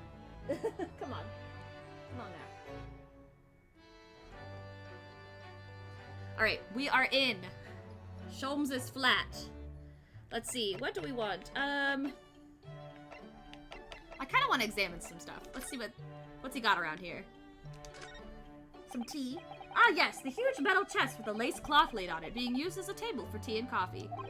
It's very sturdy, that's for sure, and firmly locked shut.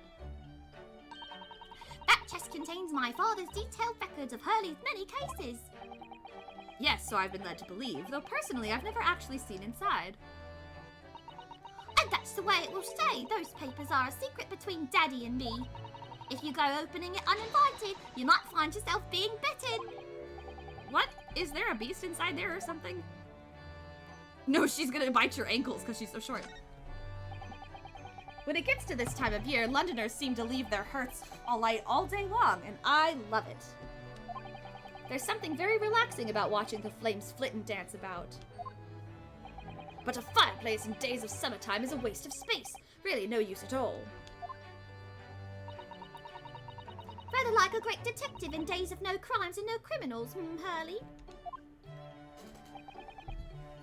But consider this, instead of a fireplace, a frost place. That's my latest idea. A frost place. Okay.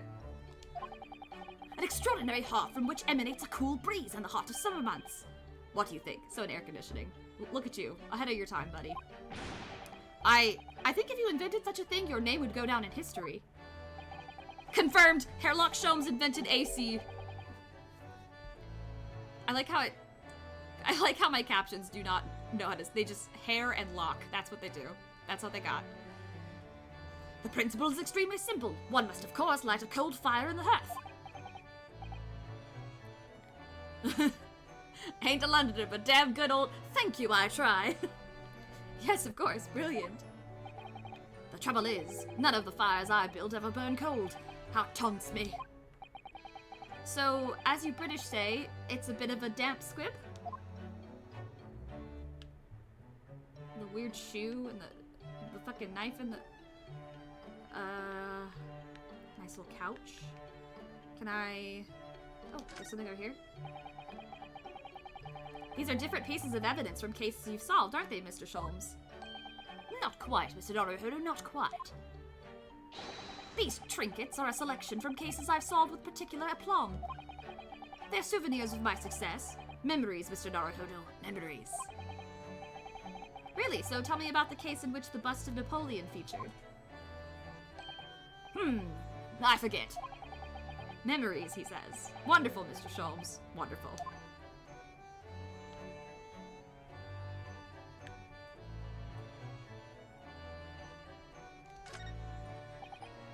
Books, papers, scientific implements. These shelves are stuffed to the gunnels. Miss Susato wouldn't be able to help herself if she were here. She can't stand mess. Susie might not be able to stand mess, but she wouldn't dare touch those shelves. Oh, why not? Everything's an intricate balance. Hurley spends ages on it. If you were to touch even one thing, the whole lot would come tumbling down.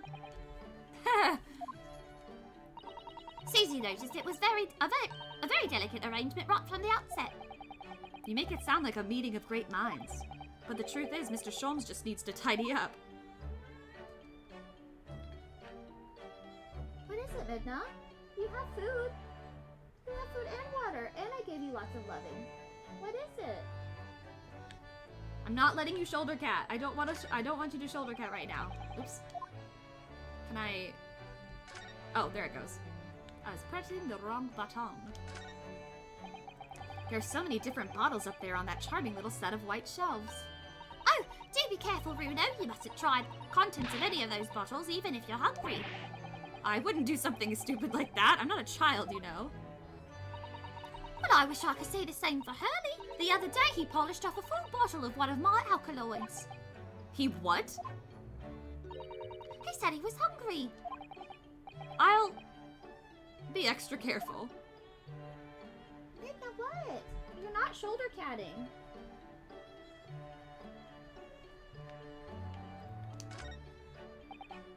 Ah yes, this is where you note down ideas, isn't it, Iris? What's in the melting pot today? The blue carbuncle. Oh god. Huh! Need to level my summoner a little bit more, huh? Yes, it's from a case of theft that Hurley solved ages ago. The theft of a precious stone. A carbuncle is another name for a garnet, you see, especially if it's cut with a rounded top. That's weird. Garnets are usually red. The carbuncle that I know of is usually starts off blue. Oh really? And this garnet was blue, was it? Oh wait. Well, that's the thing. They're usually red. No blue garnets have ever been discovered. Oh. So who knows what the stolen gemstone actually was? That's the real mystery of the case. A proper Herlock Sholmes conundrum, huh? Lapis lazuli. I think. Or a sapphire. Those are the blue stones that I know. I look forward to finding out what aroma your tea will have, Iris, every single day. Ah, well, ID's a different concoction of herbs from the garden every time, so it's never the same twice. When you call it a concoction, it sounds more like a science experiment than something for tea time. Oh yes, that's because different blends can have very different properties. Some calm you down, some make you feel jolly, some give you energy. Today's particular blend is something quite special, so you're really in for a treat. That sounds ominous.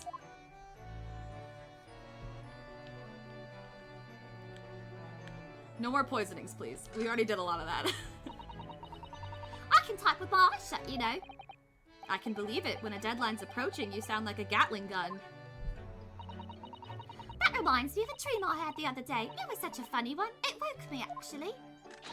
I was typing for a whole hour in the pitch black, but I didn't make a single mistake. That's incredible. But then, when it got light, I found that there wasn't any paper in the machine. Oh god, that is a nightmare. Now I wonder if I'd actually been typing at all. I think you might have just fallen asleep on the job. I don't know what this little bottle is over here. It's very pretty.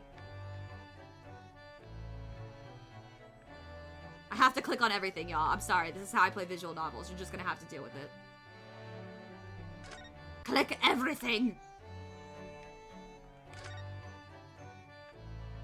This is what my room looks like right now. Just a fucking mess. But it's in a delicate balance, I swear. This machine really is imposing, isn't it? But I can never remember its name. Harry calls it his great analytoscope. It can analyze anything at all. That doesn't really help me. What does analyzing something even mean? Ah, an extremely astute question, Mr. Naruhodo. Sorry? Well, as Iris said, my machine here spits out analysis results of anything with which you care to present it. But how to interpret those results, that's the key. And I confess I have no idea. Clearly, I'm going to have to construct a great analytoscope to solve the problem. That might not help.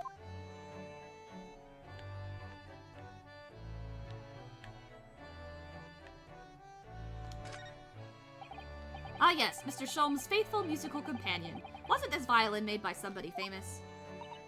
Yes, it's a Stradivarius. Though I'm afraid you'd have to save up for 100 years before you could afford one, Runo. But didn't you buy it for a song, Mr. Sholmes? I found it at a pawnbrokery among the forfeited articles. It clearly said Stradivarius on the label. What? The ignorant broker had no idea of its true value, you see, so I paid a mere 55 shillings for it. Yes, I have something of a turn for shopping. Herlock Sholmes, bargain hunter. But is it really a Stradivarius then? But of course, my dear fellow. It said so on the label. I think perhaps Perhaps the ignorant broker had something of a turn for selling.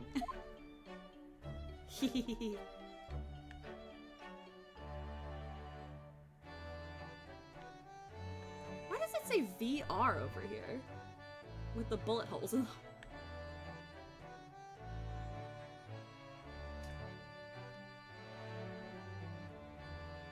I think that's everything. Unless there's something on the floor that I might have missed.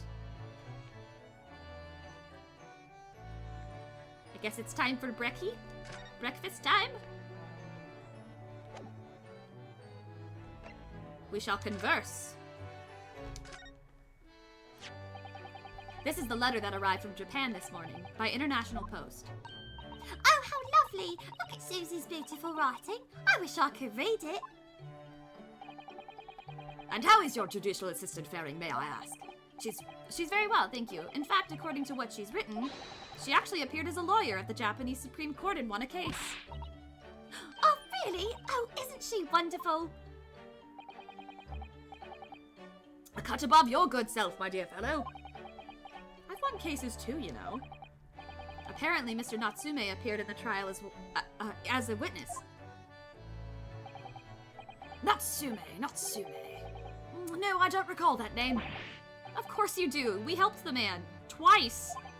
You know, in those 2 cases that took place on Briar Road 6 months ago? Ah! The mustache-twitchy man with the somewhat feline eyes and the mustache. He didn't have 2 mustaches, Hurley. Yes, who could forget those 2 cases? They made a very deep impression on me. Although I must confess, the details are a little hazy now. A very deep impression they made on you, clearly. So, what was this startling news penned by Miss Susato? Do you remember the case of the haunted lodgings, Mr. Sholmes? Ah, yes, it's very interesting, you know. I don't feel entirely uncertain that a case of that nature did not occur. He's totally forgotten then. Anyway, in her letter, Miss Susato asked that we read over her case notes again and investigate further. Though it took place half a year ago. For what purpose? Because of something that Mr. Natsume said to her, apparently. He suggested that the real reason why she was called back to Japan so suddenly might have something to do with that case of the haunted lodgings. Oh? On Mr. Natsume's return to Japan, Miss Susato's father questioned him about the case, she says. And something Mr. Natsume said appeared to trouble... Excuse me, y'all, I'm sorry. Appeared to trouble Professor Mikotoba, prompting him to send that telegram. Oh, that case, yes. It was very strange, wasn't it? Yes. And I compiled the whole story into a nice, neat manuscript ready for publication, too. But then Hurley here was all funny about it, remember? He was very mean. That story must not be published, you said. Very mysteriously as well. Really? I said that? Are you sure? Do you perhaps know something about it as well, Mr. Sholmes? About why Miss Susato was suddenly told 4 mouths ago? Told 4 mouths ago. Wait a minute. Told 4 mouths ago. I think that's a typo. Unless that's a funny little way to say months. I think it's supposed to be months, though. Which, honestly, if you turn the U upside down, it... No. Well, yes, if you turn the U upside down, it would be months. Huh. Interesting. Anyway, she was told 4 mouths ago that she had to return to Japan. Her repatriation. It's been 4 months. It's been 4 months now since we waved Susie off at Dover. It was such a shock, wasn't it? The way she just suddenly announced that she had to go back to Japan. Indeed it was, due to a telegram she received from her homeland, I believe. That's right, telling her to return urgently. Yes, because her father had passed away. No. It just said he was suffering from a high fever, the cause of which was unknown. He's not dead. But according to this letter, that news about her father's fever was just a ruse. A ruse? So Susie's daddy lied to her so she'd make the voyage back home. Why would he do that? Oh shit, I wonder if it was like a way to... I think maybe Sholmes knows that Wilson is dead and that Wilson is Iris's father.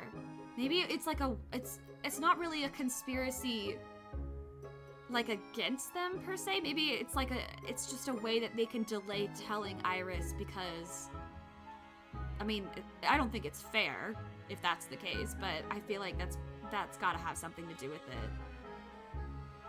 Maybe like letting her believe for a little longer, as dark as that is and as sad as that is. I think maybe that might be, I don't know, I wouldn't put it past them. I have to admit I have absolutely no idea, but she believes it's almost certainly related to the case of the haunted lodgings.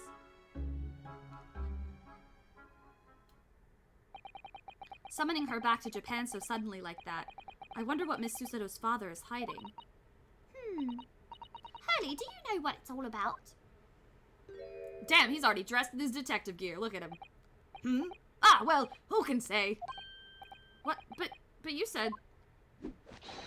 Please, I have engagements, my dear fellow. My calendar is quite surprisingly full all day. And a stringent analysis of the matter would be excessive, I feel, even if I were quite at leisure. So, man the fort in my absence, won't you, Iris? I will, Hurley, don't worry. See you later.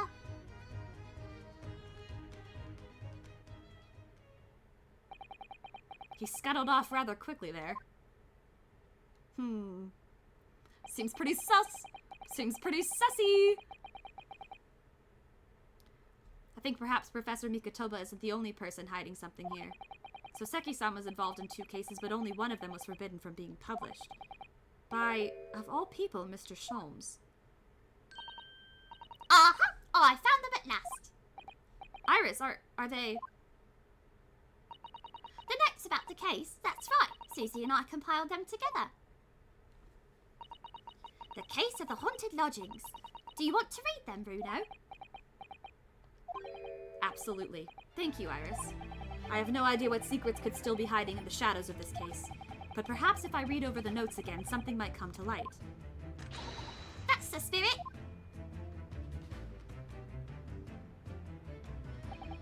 And so, Iris and I decided to read over the case notes again together. Everything from what happened to our investigation and that fierce battle in court that followed. Reliving every detail. I just need to find a clue, and I have all the time in the world. Because of course, I'm no longer allowed to practice law in the courts of Great Britain. Bum, bum, bum, bum, bum.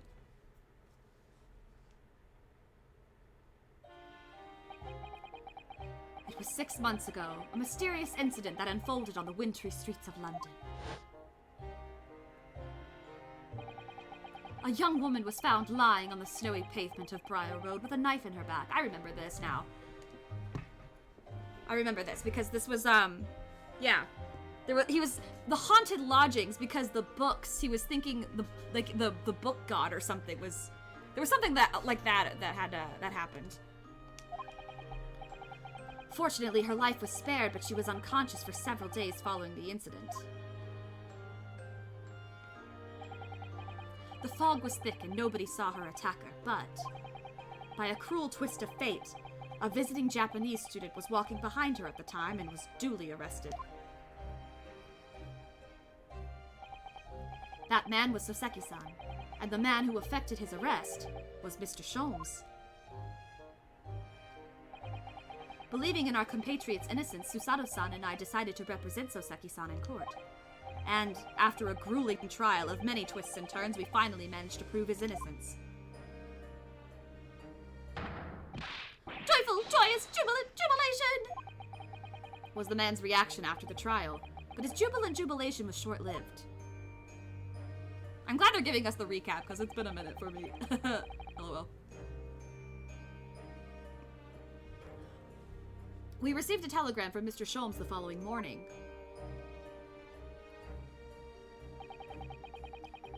The victim of the Briar Road stabbing has regained consciousness. Hurry to Bart's at once. So Susato-san and I summoned a hansom and headed immediately to the hospital.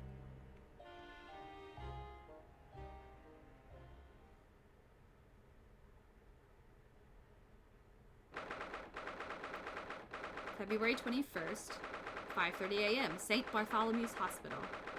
Recovery ward. Oh, yeah. Herlock Sholmes.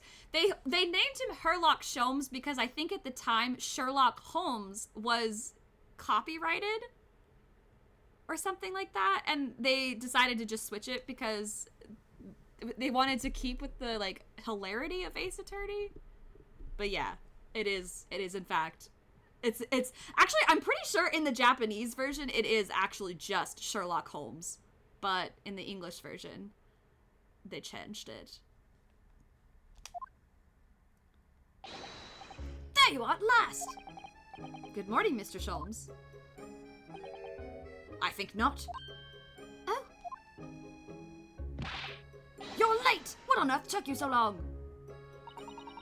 Your telegram only arrived at 5 o'clock, Mr. Sholmes, and it's a 20-minute ride to the hospital. That's right, and it's 5:30 now. I think we made very good time. The time is utterly irrelevant. The fact is, I've been waiting for what has felt like an eternity. In point of fact, I myself was awoken at 4 this morning by a telegram boy. And feeling it was somewhat unjust that I alone had been roused at such an hour, I sent one to you. Well, thanks for that. Anyway, you're here now, so the victim is over there. She's only just regained consciousness. Aw. You should introduce yourselves, and I shall observe from here. So that's the lady who was found on the snow-covered pavement with a knife in her back. Her name is... Oh yes, here we are. Miss Green. Well, I want to look at everything. What is this? This rounded wooden figure isn't the most charming, is it?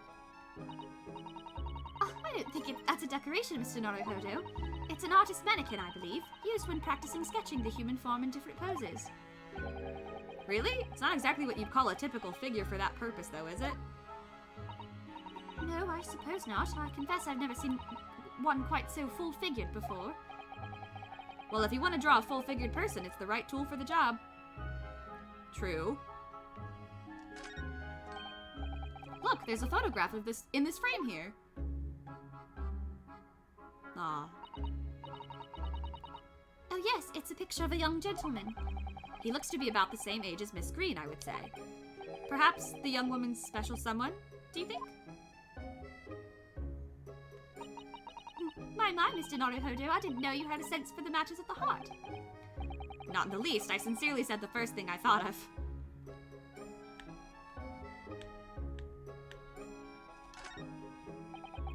There are lots of bottles in that cabinet, aren't there? Do you think it's safe to keep them like that? If you were a patient here, I feel sure you'd take some medicine by mistake when you were half asleep. That is a worry, but at least the cabinet has a lock, even if it's only a flimsy-looking one. Oh, I've no doubt you've managed to unlock that somehow while you were half asleep as well. There are limits to even to what I can do when I'm half asleep, you know, Miss Susato. There's literally a rat in here. Well, that's a mouse. The ears... It's a mouse. A mouse, Mr. Naruhodo, an enormous mouse! Vermin in a hospital? That doesn't seem the best. But it looks like a very healthy specimen, doesn't it? It's very plump. I'm not sure we can say that's down to the excellence of this facility, if that's what you were thinking. There's mice in the hospital! Can I look at her chart? Ah, this looks like the patient's treatment notes. Let's see. Do not feed.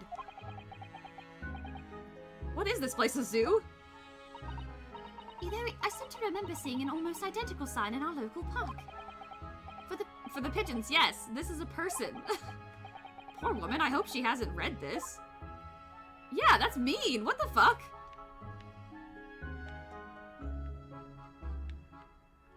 Can I... Oh, I can turn... Oh, there's more. That looks ominous. There are all sorts of medicines in this cabinet. Look. In this cabinet, look. I'm not sure if it's safe leaving them in reach of everyone like this. Yes, you're right. I can imagine if you were peckish, you might try a whole bottle or two. Well, at least there seems to be a little lock to secure the cabinet doors. I don't imagine that would stop you if you were hungry. I worry that you'd break the lock. Hunger doesn't turn me into a criminal, you know, Miss Susanoo. I don't know what they... why would you go to the medicine cab? I guess... Okay, I guess, like, Tums can kind of look like candy. I guess vitamins can kind of look like candy, too, but... I don't know, if I'm hungry, my fucking first thought is not gonna be like, you know what really sounds good right now? Ibuprofen. Yeah, I'm really full. Like, I got the rumblies and my tumblies that only, I don't know, Advil can solve. Like, what? Why are they? That's not what I would go to a medicine cabinet for. Ah, this looks like the treatment notes for whoever's occupying this bed. Let's see. Do not permit to run around the hospital. The patient doesn't seem to be here at the moment, so... He or she is probably running around the hospital then. Oh dear, how worrying. What's worrying is why they haven't discharged the patient yet. Okay, well... I'm gonna take a look at her bag, and then I will stop stalling. That must be a bag of Miss Green's personal belongings. She would have been brought directly here after she was found stabbed on the pavement, though. I expect a friend or family member probably brought some things for her. Alright then, let's see what's inside. A change of clothes, no doubt, and... No, Mr. Naruhodo, you must never scrutinize a young maiden's personal belongings. But the young maiden might have chocolates, or biscuits, or caramel. Dude! Good morning. Aww. Hello, I'm, Ryunosuke Naruhodo from the Empire of Japan. Oh god, I don't know what voice to give her, actually. I'm actually kind of at a loss of what voice to give her. Oh no, was it your knife that... Are you the man who... No, I'm a lawyer. And I'm Susato Mikotoba. Pleased to meet you.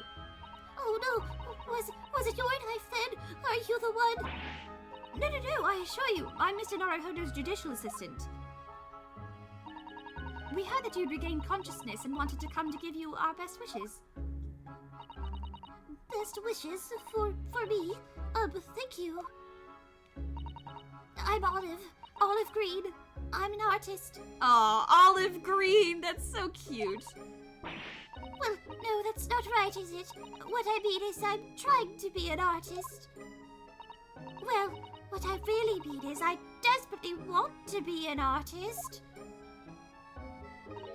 But the truth is, I don't have any talent. I know I don't. It's no wonder I was stabbed in the back. Oh my god, what? Girly! I don't think that's related, actually. I know it's not related. Gosh, this young woman seems to bend over backwards to put herself down. Seeing as we're here, we should ask her about what happened from her perspective, I suppose.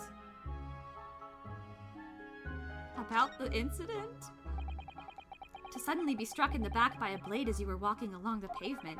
What a terrible experience you had, Miss Green. It was so cold that day, and the fog was so thick, I couldn't see a thing. In before she's a talented artist and was stabbed in the back. Oh boy. That's... Yikes. Before... Remove competition. Damn. That's conniving. That was 4 days ago now, I think. Is that right? Yes, that's right. I'm afraid you've been comatose all that time. But the case has been solved, hasn't it? Well, I've been here in hospital, I mean. Indeed it has, my dear madam. Spectacularly by none other than I, Sherlock Holmes. Mr. Sholmes, as you well know, it was Mr. Naruhodo's hard work in court that solved the case. Are you yet to hear what happened, Miss Green? Yes, I'm afraid so. A gentleman from the police force is supposed to be coming to fill me in shortly. Oh, I see. Me coming round seems to have made everyone frantically busy. I'm so sorry. I should have never have regained consciousness. It was selfish of me. Oh my god, it was selfish of me to regain consciousness. Honestly, if that's a fucking mood, I've been there. Oh no, we're also relieved that you're on the mend, Miss Green. Really, we are. With that kind of attitude, maybe her surname should be Blue, not Green. So, you're an artist, are you, Miss Green? Oh no! Oh, I couldn't possibly claim that. I'm a fledgling artist at best. I mean, I'm a student of art, really, at the Thorndike Academy of Fine Arts. Oh my, an Academy of Fine Arts. Great Britain is such a wonderful country. Tell me, Miss Green, do you live hereabouts? Oh no, actually, I don't deserve it, but I have a little flat on Brixton Road. I see. How very interesting. Oh no, is it? Brixton is some 10 stops away on the underground from here. And Thorndike Academy is a mere 3-minute walk from Brixton town centre. Does that matter, Mr. Sholmes? Perhaps not, but Briar Road is a far less salubrious part of town by comparison, dwelt in by those of inferior means. Including the maleficent Mr. Mustache. Inferior means? I suppose Oseki-san does fit the bill. It struck me as somewhat out of the ordinary for a young fine art student to be walking in such a district. That's all. What's this? She suddenly clammed up. Mr. Sholmes, you should be ashamed of yourself, prying into a young maiden's private affairs. Oh, dear me, do forgive me. If you don't mind, I'm being discharged shortly, so I need to pack up my things. Oh yes, of course, we won't keep you. Thank you so much, Miss Green. Yeah, her entire personality is is there a Mr. Narrow Fodder here? Mr. Narrow Fodder? Narrow Fodder now? Well, if you're looking for Naruhodo, the lawyer, that's me, but... Ah, Mr. Narrow Fodder, good. This is for you. It's a message from a Mr. Saucy Nutsmeg. Mr. Saucy Nutsmeg. Hold on, what? Mr. Natsume. Okay, don't know how they got that, but whatever. Mr. Natsume sent a message to me. But why would a policeman be delivering a message from Mr. Natsume? Exactly. What's going on? What's a Scotland Yard constable doing playing delivery boy at this time in the morning? Ah, what are you waiting for? Let me see that. Oh. Well, this is most unexpected. Is something wrong, Mr. Sholmes? Is something wrong, Mr. Sholmes, he says. Have you not seen this note? No, how could I have? It would seem that London's criminals have no intention of letting the great detective rest. A new case calls. A case of murder, no less. We must depart at once. Murder? Call a cab! Time is of the essence. But the trouble is, we've yet to read Mr. Natsume's note. I was thinking we ought to pay him a visit in his lodgings once we did. That will be entirely convenient. Convenient? What do you mean? It's all here in the note, my dear fellows. The murder we must investigate took place at Mr. Mustache's lodgings. Wait, what? I'll hail a fiacre? A fiacre? Is that... Whoa. This game teaches me so many words. Fiacre? Okay, yes, it's a small four-wheeled carriage for public hire, but... Fiacre! I was right! Okay, cool. I'll hail a fiacre at once.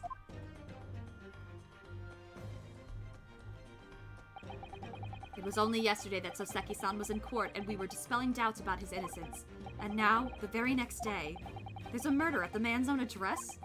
He may very well be the unluckiest man alive. Or so it seemed to us at the time, but we were soon to discover it was worse than we thought. To be continued? Am I getting a to be continued right now? No? No? Are we going? Are we going straight there? Is it happening? Ooh! February 21st, 7:18 a.m. Mr. Natsume's lodgings. Ground floor. Oh, damn. What on earth? Oh my, the gentleman is deceased without question. He's dead. Locum student Mr. Naruhodo, Esquire! Mr. Natsume. Oh, why? Why is this happening? Why to me? I've only just got out of court yesterday! I was finally home after 2 days of misery! And then I wake up the next day to this! No early bird should catch a worm like this! Woeful worm without wiggle! I see you're in high spirits again this morning, Mr. Mustache. Ah! Not the horrible hair-lock Sholmes! Shoo! Shove off! Show yourself the door! I never invited you! Mr. Sholmes came here with us. I'm quite sure he'll be able to help you, Mr. Natsume. I'm entirely at your disposal, Mr. Mustache. What can I do for you?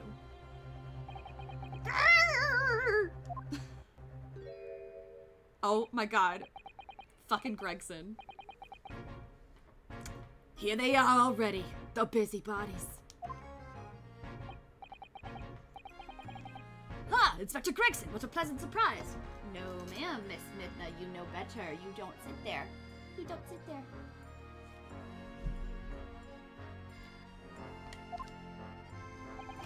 Pleasant, is it? Gives me heartburn every time I see your face at a crime scene, Sholmes. I'm pretty sure it might be the fish and chips. Probably putting too much malt vinegar on it. Malt vinegar really irritate the acid reflux, my man. And that heartburn stings. That stings hard. Ha! I deduce, Inspector, that your heartburn is a result of your excessive oh my god, wait a minute, I didn't even read that when I said that! That your heartburn is a result... Damn. Alright. Alright, okay. Yep, what he said. Good morning, Inspector. This is a crime scene! Don't you go touching anything! Or good morning to you too, Sunshine. Oh boy. Alright, well, we're definitely examining first. Let's look at the window that's been boarded up. Oi! I said hands off! You're gonna mess up my crime scene. Oh, no, I just wanted to look, that's all. No chance! I know you're kind. You'll mess it up just by looking at it. Someone's in a bad mood. There's certainly some bad errand here, isn't there? Alright, it sounds like I'd better talk to the inspector first and try to curry some favor. Nope, I'm gonna keep looking around. Oh, it literally will not. Oh, I can talk to Homeboy. I like this little set they've got. There's a hole in the wall. This guy doesn't. I wonder if he's not like actually dead. I wonder if he's being he's being theatrical, a true thespian. What a terrible thing to have happened. It's only been 3 days since I was arrested for the incident on the pavement outside. And then, having finally regained my freedom, it starts happening all over again. Endless existence of excruciating experiences! So the victim lived here on the ground floor, and your room is just 1 story up, isn't it? Yes, that's right. In a way, we were neighbors, I suppose. So, did you know the victim? Were you friends?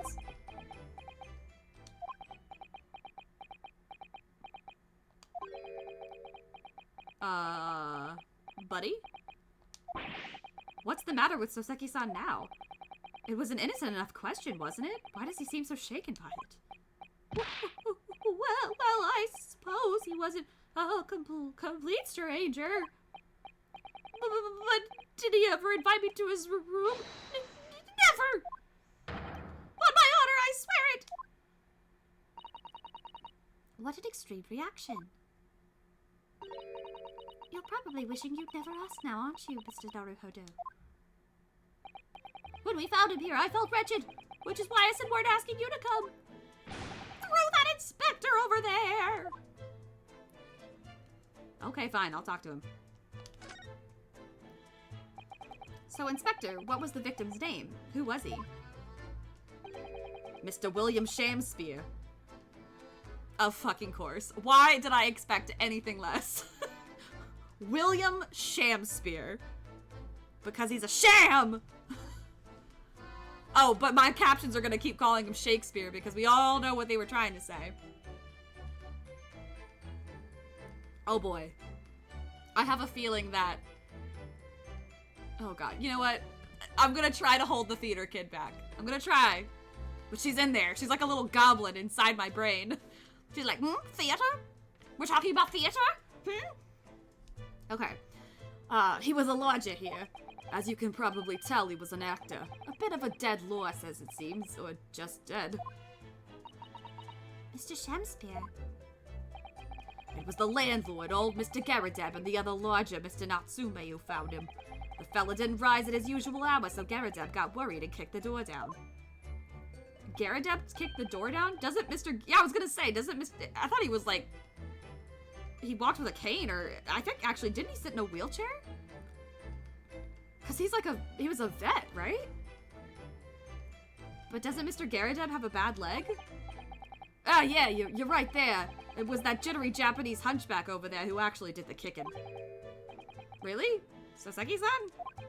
The victim was pretty hard up, it seems. Even done some time for his petty crimes.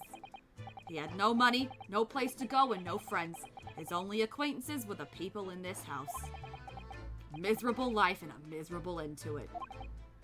So, what exactly is Mr. Natsume still doing here? He's not involved in the investigation, so shouldn't you have sent him away from the crime scene? Well, I'm not saying it's because the fellow looks odd or anything, or that he acts suspicious, but I thought it would be prudent to take a statement from the cohabiter. You nearly said culprit there, didn't you? Oh dear. Mr. Natsume appears to be under suspicion again. It certainly seems that way. He does just come across as such an odd fellow, doesn't he? Poor man, how unfortunate.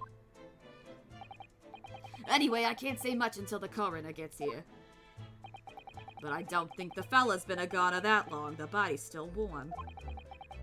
Even if the inspector would allow it, I don't think I could bring myself to touch a dead body. Oh god. Oh god. I fucking love this man. I love him. I love him and all his shenanigans. I know chat is kind of covering him right now a little bit, but maybe he's just like peeking out around chat. It's fine. All right. Can I talk to Inspector Man some more or not? Okay. Can I talk to Sholmes? Mr. Sholmes? What are you doing? Ha! You need only observe to know it, my dear fellow. Investigating, naturally! There's nothing natural about that pose. Mr. Sholmes, have you made some miraculous discovery? Patience, my dear madam, patience. We've not been here in this room 5 minutes. So far, all I've managed to deduce is what actually happened. My goodness. But isn't that everything we need to know, Mr. Sholmes? Now that you propose the idea, I believe one could indeed see it that way. At the present time, I've managed to draw 2 incontrovertible conclusions. The first, that there was a physical struggle here last night in which the victim fought for his life.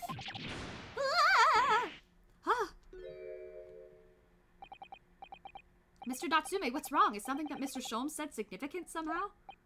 No, don't mind me. Oh, forget I was here. Yeah, that's not suspicious at all. And my second conclusion is that there was a poison lingering in the air here last night that passed the victim's lips. No nonsense! All right, Mr. Natsume, why are you reacting so extremely to Mr. Sholm's deductions? No, please! Pretend I'm not here! Invisible, ineffable, inscrutable, insignificant! Impossible to ignore. You must tell us everything, Mr. Sholmes. Spare no detail. But of course. Let the theatrical tragedy before us be unraveled by my great deductions. Presented for you, for your pleasure, in 2 acts. We've heard some truly astounding great deductions from Mr. Sholmes in the past. No doubt this will be no exception. What miracles will unfold before our eyes this time? So, my dear fellows, for your delight and wonder, let the curtain rise. Is it the dance of deduction? Are we doing it now? For Herlock Sholmes, oh, nope, Logic and Reasoning Spectacular, Act 1. Cue the music. Fuck yeah. The game is afoot.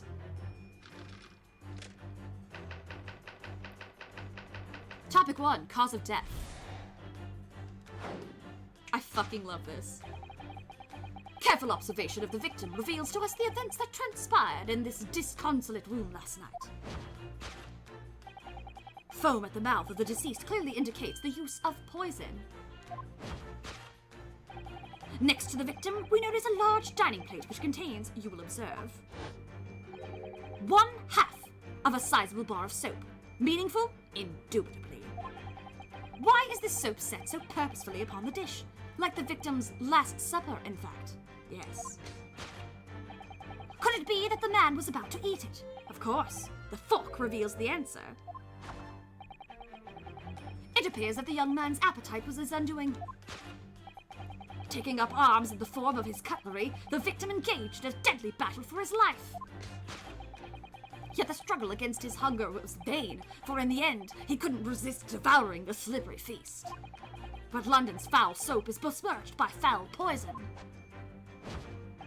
Yes, the victim's life was claimed by poison that tainted the contents of the plate. The soap and the lather about the young man's mouth are too perfectly matched to ignore. The cause of death was clearly intoxication due to excessive ingestion of foul soap. Though personally, I have a greater interest in the taste of foul candle wax, of course. Sir, are you eating your candles? Are you eating them, like... Hopefully you're not eating them while lit, because that's even more concerning. Conclusion, poisoning from soap ingestion. Topic 2, suicide or murder?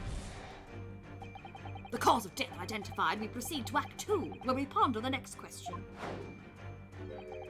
Was this suicide or murder? The audience will recall that death occurred during the victim's Last Supper. Did the man dine and die alone? This single teacup suggests the answer. To draw a conclusion on such meager evidence would be foolish, however, certainly. The careful criminal could have absconded with his own cup to cover his tracks. Well, allow me to lift the veil of doubt, my dear fellow. Indeed, what reveals the answer, of course, is the broken lock. Though forced open now, at the time of the incident, this door was locked. And the sole key was in the victim's pocket. Oh god, it's a locked room mystery. Oh god, no! Ugh! Okay. Okay, it's a locked room mystery. But what kind of locked room mystery? Ooh, let's find out. In other words, when the victim consumed the poison, he must have been alone. Alone with his inferior soap, from whence wafted an inferior scent. And with that acrid aroma lingering in the air, the victim met his end in tragic solitude. We can take comfort only in the fact that his soul was well cleansed on its way to the hereafter.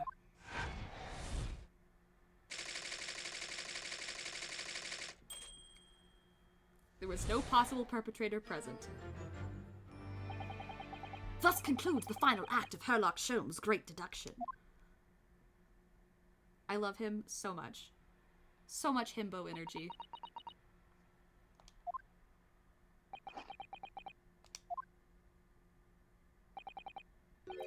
There's just one thing, Mr. Sholmes. You are disposed to identifying just one thing, aren't you? You are disposed to identifying just one thing, aren't you, Mr. Naruhodo?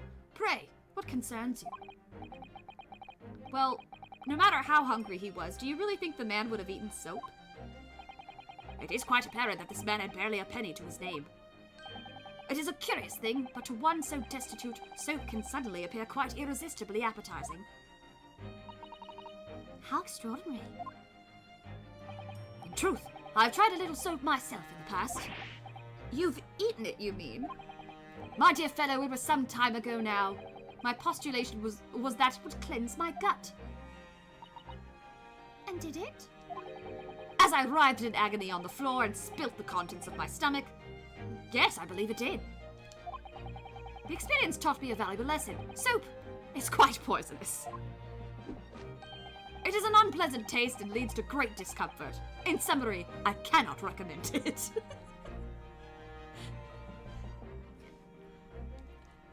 Everything he does is just like the perfect. What's that meme where it's like, it's one of like those older memes, and it's like just a black and white comic, and it's the guy that like, it's just the first panel is just him like staring like angrily, and it's just silence, and then the second one it just says, I guess, just I guess, because it's like not wrong, but right answer, wrong method. You know what I mean? That's his whole thing, and I love it. I'm so on board for this. I missed it, honestly. I didn't know I was missing it in my life. Believe me, I wouldn't eat it even if you did.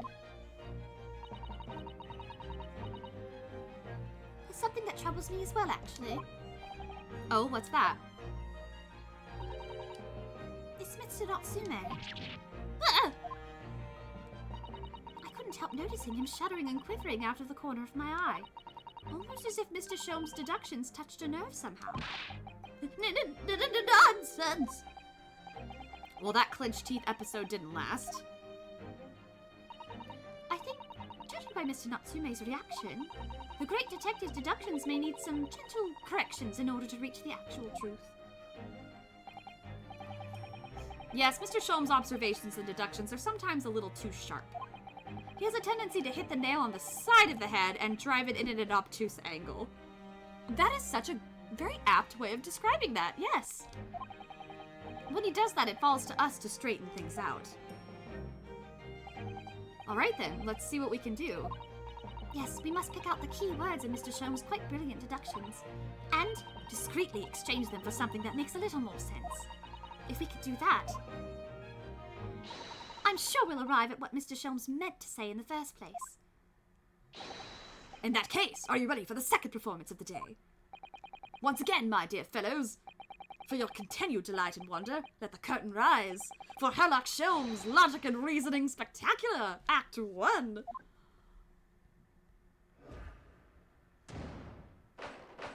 Course correction.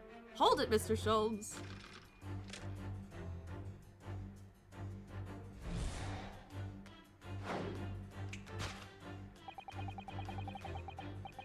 Careful observation of the victim reveals to us events that transpired in the room last night.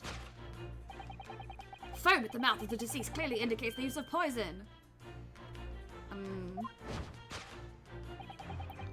Next to the victim, we notice a large dining plate which contains, you will observe. I'm gonna set this on autoplay since this is basically the same.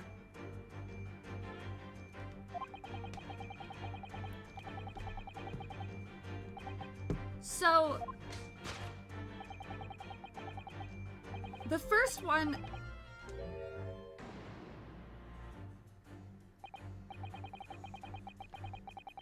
oh wait, was I supposed to, wait, I'm supposed to look at the history.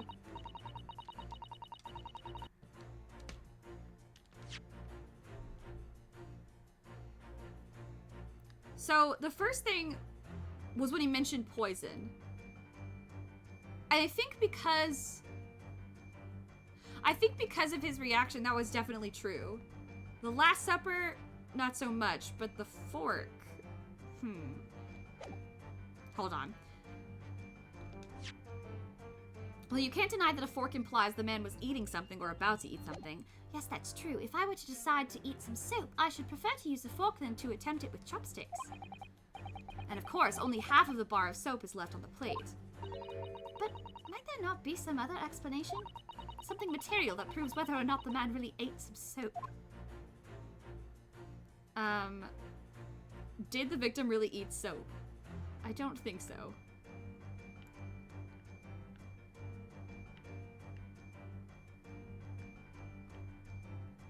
Could it be that the man was about to eat it? Of course, the fork reveals the answer. Is there some... Ooh, is there a different angle, perhaps, that I can... Whee!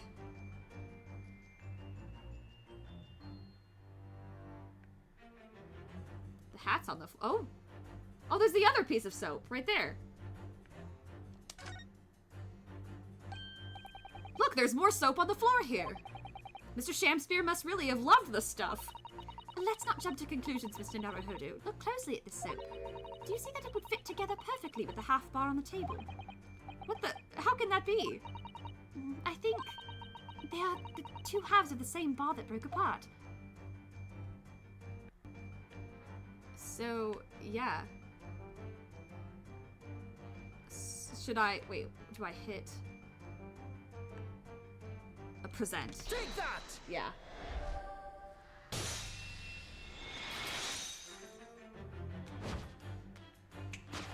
Hell yeah. Could it be that the man was about to eat it? Of course. The other piece of soap reveals the answer. It being the other half of the soap on the table. In short, the victim was not eating soap at all. But it's obvious, really, for no depths of hunger could drive any man to attempt to eat soap. Even I, with my unquenchable thirst for practical knowledge, took only a single bite. But that begs the question of how the man was poisoned, because there's no sign of any food on the table. An excellent observation, Mr. Naruhodo, and one that furnishes us with the answer we seek. For London's foul soap is besmirched by foul poison. Yes, the victim's life was claimed by poison that tainted the contents of the plate. Nope. Contents of the...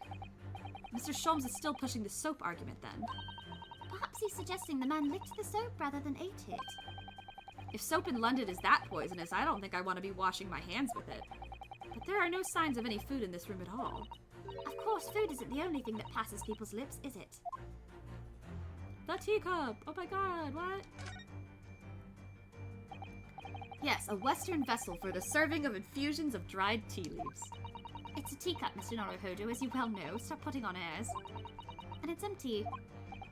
Ah, so we've already established that the victim wasn't eating soap when he died. However, there's significant evidence to suggest that he was drinking tea. My thoughts exactly. Boop-a-doo-boop. Take that!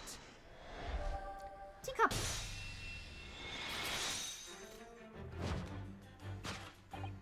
Yes, the victim's life was claimed by poison that tainted the teacup. Indeed, cups have been the vessel of choice for practicing poisoners over the centuries. And it would appear that this victim drank every last drop. There's no sign of food anywhere in the room. Which leads us to the immutable conclusion. The cause of death was clearly intoxication due to the ingestion of poison contained in this teacup.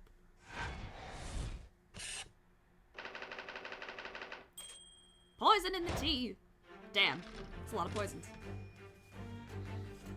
If he took a bite of that soap and it's poison, it shouldn't... Oh, I think he was talking about the time that he tried a different bar of soap and that he got sick, and that's why he can't recommend the soap as a snack. I don't think he took a bite of this particular soap, but even if he had, I don't think that's the actual poisonous thing. Because we just established the tea was poisoned. The cause of death identified, we proceed to Act 2, where we ponder the next question.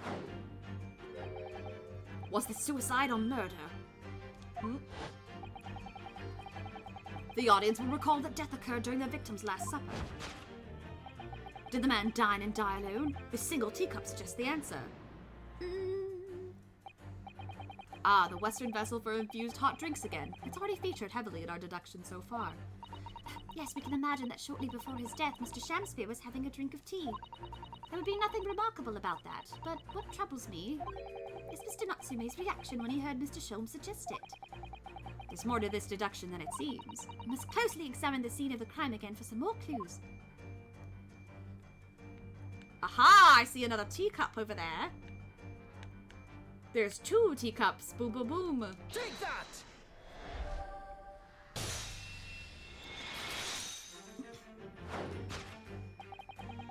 Did the man dine and die alone? This other teacup suggests the answer. Yes, there were 2 teacups in this room all along. Ah! In other words, this is a strong indication that at the victim's last supper, there was a guest present. At the very least, we can say now with certainty that somebody else was here in this room last night taking tea with the victim. What are you talking about? Utterly, unbelievably, unjustly unreasonable!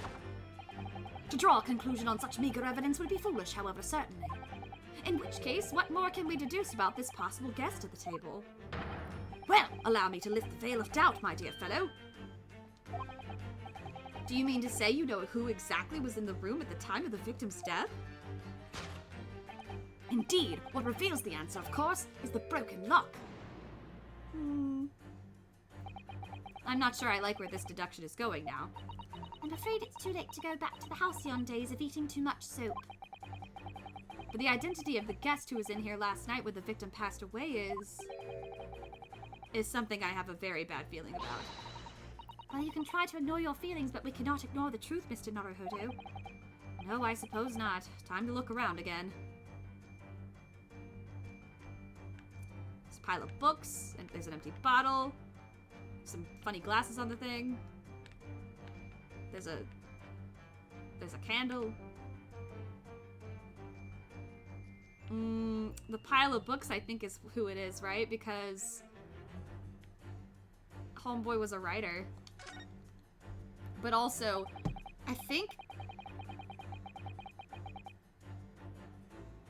he was, the other case that they had referred to, the stabbing was, they were on their way, there was like a whole thing about a bookshop and like how different people were on their way either to or from the bookshop at the time that they, like, you know, crossed paths.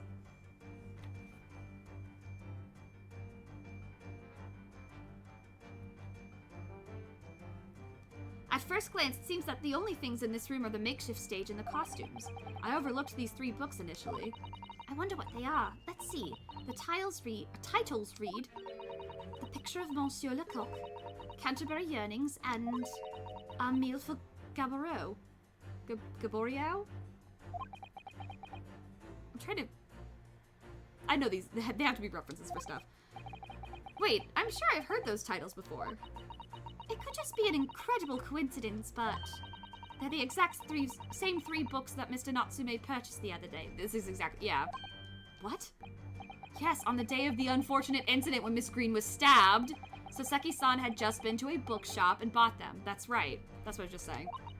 And now those 3 titles are here in the room of the victim. Yet Mr. Natsume claims never to have been here before. What does this mean, do you think? Bro. Come on.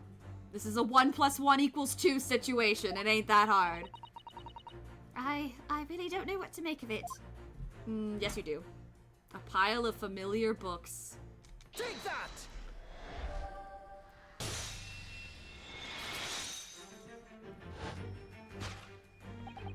Indeed, what reveals the answer, of course, is the pile of familiar books.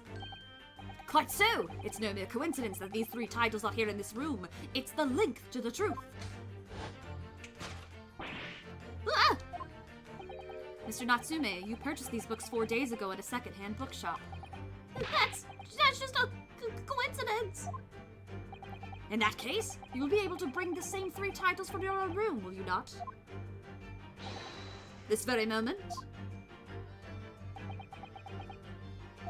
Buddy boy. No! Never! Not negotiable! If you can't bring your own copies here, it proves that these 3 books are in fact yours.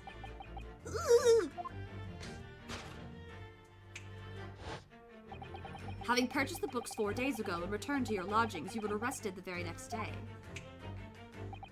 So you could conceivably have brought the books here on that evening, but you never mentioned that.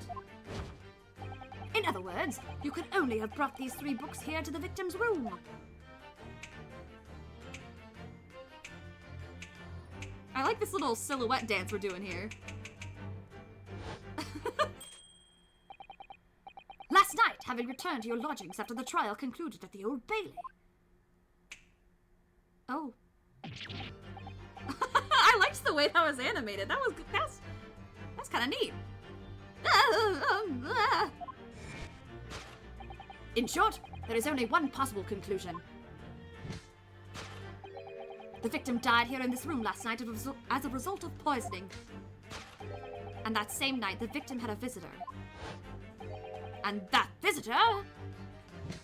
Uh-oh. Naruhodo was like, ah, fuck. Was you, Mr. Soseki Natsume. Yep. Thus concludes the final act of Herlock Sholmes' great deduction.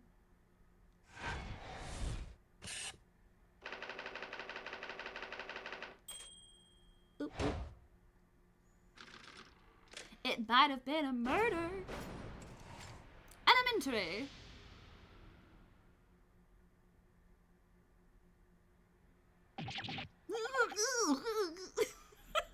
all of these like gurgles and sounds. Not again, not again, not again. Not again! Well then, Mr. Natsume. It would appear you're gonna have to accompany me down to the yard. Again. But wait! Hold your horses! Yes? Door! Key! Locked! Entry! Exit entirely impossible! Yes, it's a locked room mystery. Here we fucking go. He's so flustered, he's even being stranger than normal. Or he's being even stranger than normal. What, you think that's an alibi? You could have just made a copy. Alright, so Soseki is the patsy, again. The window is locked. I'm sure we'll be able to investigate. We'll get some more. We just gotta pinpoint the different characteristics that make this a locked room, and then we can start deducing which part we can kind of cross out. And that will identify which type of locked room this is, and yeah. Okay. Anyway. You live in the same building after all. You'd have plenty of opportunity, I'm sure. Misery me! Sorry, you'll get your chance to give your side of the story later. The facts speak for themselves. The facts speak for themselves, Mr. Mustache. Ugh, you horrible Herlock Sholmes! He really has found himself an arch rival now, hasn't he? Come on now, no dilly-dallying or shilly-shallying. Outside, there's a carriage waiting. Welcome, student Mr. Naruhodo, Esquire. I never imagined I'd be in this position again, but... You'll have to help me, please. Please, I'm innocent. All right, I understand. We'll come to your cell later and talk about it. Oh, and one more thing. Oh, yes? My poor little kitty cat. Please give him his breakfast for me. Oh, I forgot. Is it, what was its name? Wagyu or something? It was like Wagyu. It was really cute. And so, his evil curse still apparently unbroken, Soseki-san found himself once again the prime suspect in a case of murder. Thanks to the incriminating deduction of the great detective. My dear fellow, that honor belongs to you. It's your fault, actually. Well, at least that means Inspector Gregson is no longer here. We can examine the crime scene in more detail now. Yes, that's right. Oh, and of course... What? Have you forgotten what the inspector mentioned before. It was the landlord, Mr. Geradeb, who discovered Mr. Shamspear. Ah, Mr. John Geradeb, yes. I expect we could find him in his sitting room at the top floor as usual. Right. We must remember to go and talk to him later then. Okay. Definitely investigation time. Alright, something I have been curious about is this hole in the wall, but it doesn't seem relevant. What is this, though? And here we have another disproportionately large machine. This looks like a meter of some kind. Ah, this is a gas meter, I think. It seems that in this district, the residents pay for gas as they use it with coins. Ah, I see. Yes, now you've pointed it out. I can see that there's a slot just here that looks like it would take a coin. So you mean if you put a coin in here... That's right. That would buy you about 2 hours of gas for lights and heating. So if you were a poor person with no money, you'd have to sleep in the freezing cold? Yes, or if you were a scatterbrain with no change because you forgot to exchange your money at the bank. Thank goodness there's no meter in our office. Haha. That would probably be me, honestly. There's the gas light, I would suppose. But yeah, this is a gas wall light, isn't it? It must be connected to a gas pipe in the wall. Gas lights, a gas stove. London really is a city of gas. That's not great. But now that I think about it, Mr. and Mrs. Geradeb had an open fire on the top floor, didn't they? Oh yes, you're right. I don't recall seeing a gas stove up there. Well, I much prefer a real fire anyway. It's so much cozier. And also, I think a little bit safer, weirdly enough. Man, this is such a weird thing to be reminded of, but there's like a story, what's it called? The Stanley Hotel? I think it's called the Stanley Hotel. And it's the hotel that Stephen King stayed at to write The Shining.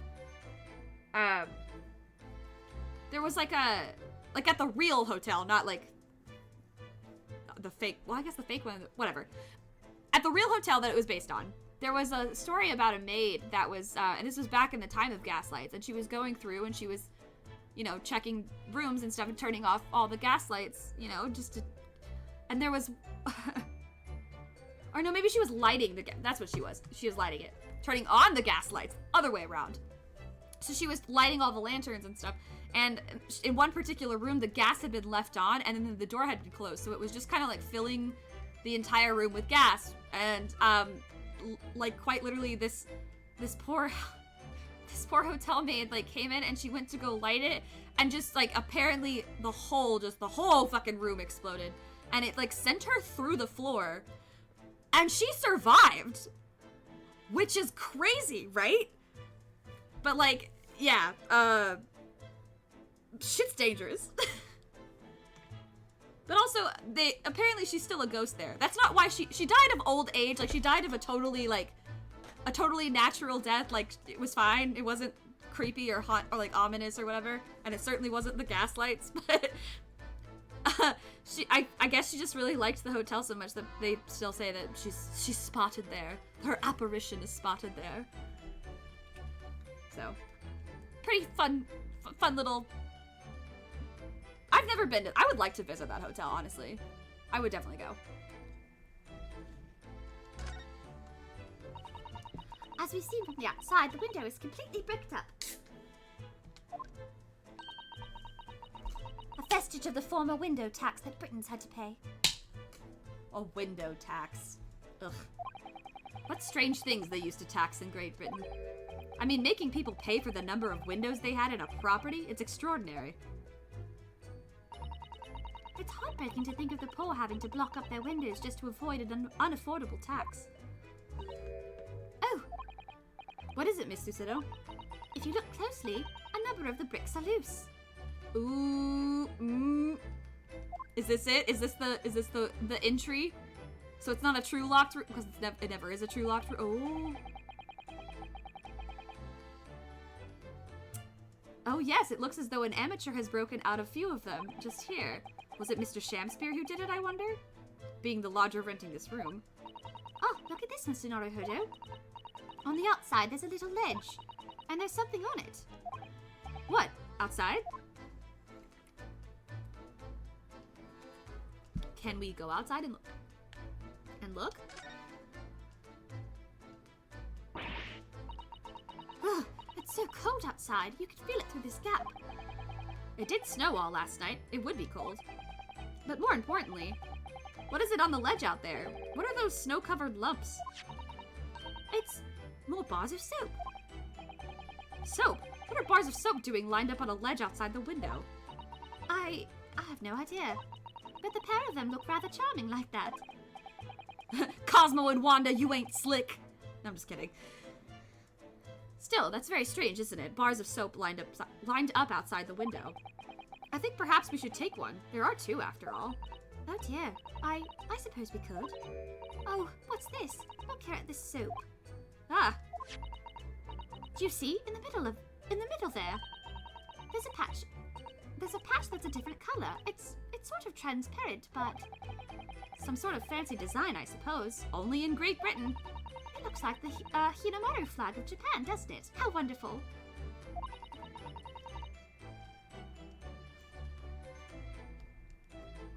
It's probably a very expensive brand. Expensive? Then what's it doing in this ramshackle old room? Bar of soap. Were they hiding stuff in the bars of soap? I feel like they were. Alright, I've also noticed this broken glass on the floor. And that floorboard that looks off. What's this?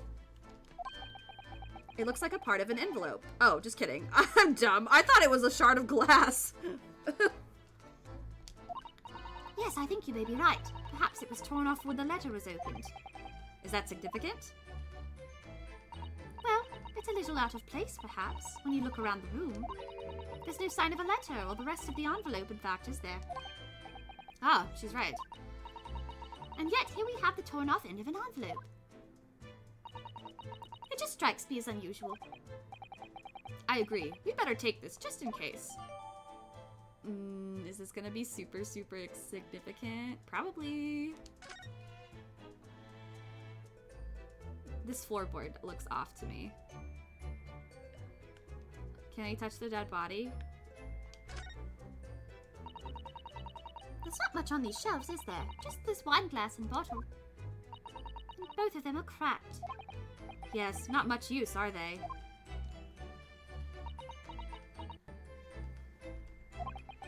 What's the matter? Oh, I was just reminded of the Reaper, that's all. Prosecutor Lord Van Zeeks? Yes, he's so reckless with his wine glasses. I was thinking it's a waste and that he should donate some to the needy. Yes, donate your wine glasses to the needy. Cause that's like the top priority for people. I need wine. Well, you could probably use wine glasses for a lot of stuff actually, but still, you can suggest it next time we meet. Yeah, you know what? Let's run with this.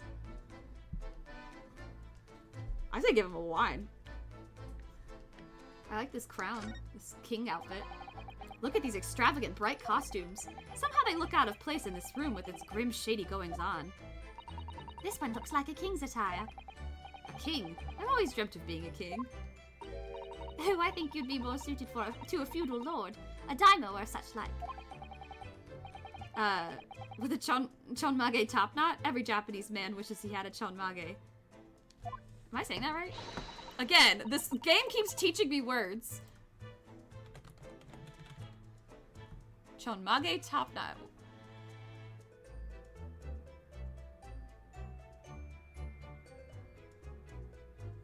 Wait, it's illegal? What?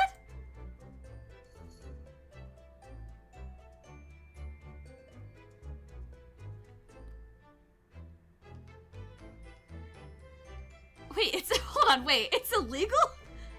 With the wearing of swords in public and the rights to use them. Also, the other symbol of the samurai, the chonmage top knot, was too, by law, banned.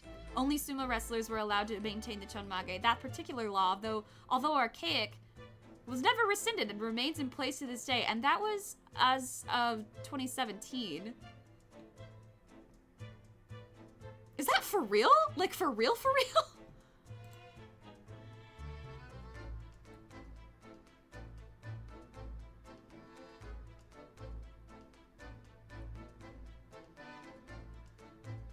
It's like a... I'm trying. It almost looks kind of backwards because it's like a ponytail, but then like it flips up.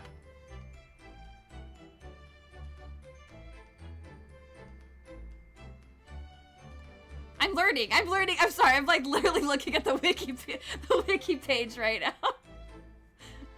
I just want to learn. Okay, I'm sorry. I'm getting distracted. Most commonly associated with the Edo period, and in recent times, sumo wrestlers. Originally a method of using hair to hold a samurai kabuto helmet steady atop the head in battle. Oh. So they had to position their hair in order to keep it like nice and in a traditional Edo period chonmagi, the top of the head is shaved. The remaining hair was oiled and waxed before being tied into a small tail folded on the top of the head in the characteristic top knot. Interesting.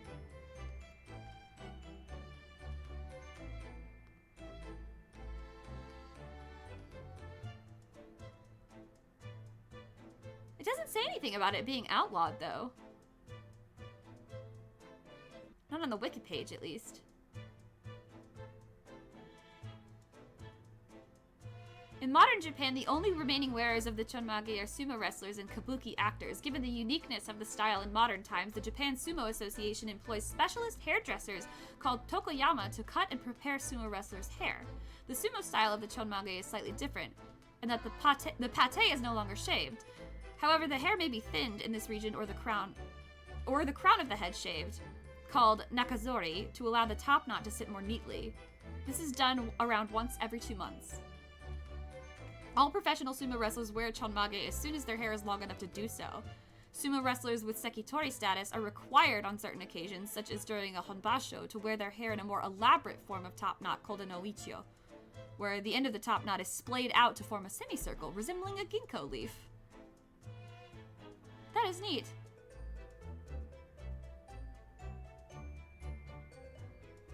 Huh.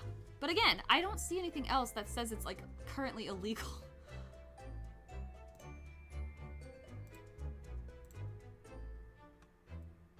Illegal to be a samurai.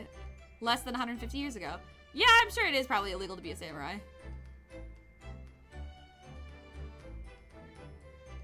Huh.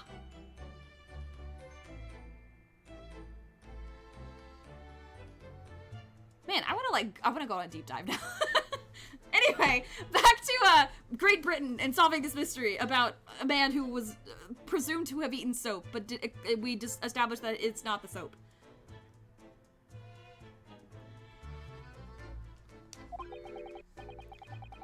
Can you imagine what would happen if I walked around the streets of London with a chonmage and a sword? Oh, buddy.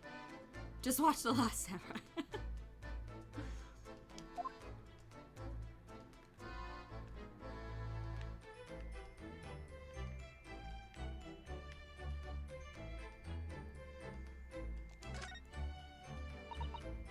This is some sort of makeshift stage, I think, isn't it? Open carrying of swords is allowed in open carrying of everything is allowed in Texas. I think, and you know what's funny is like, honestly, I think if you walked around with a chonmage and a sword, people would like really actually be afraid of you in Texas just because it's so detached from everything that they are.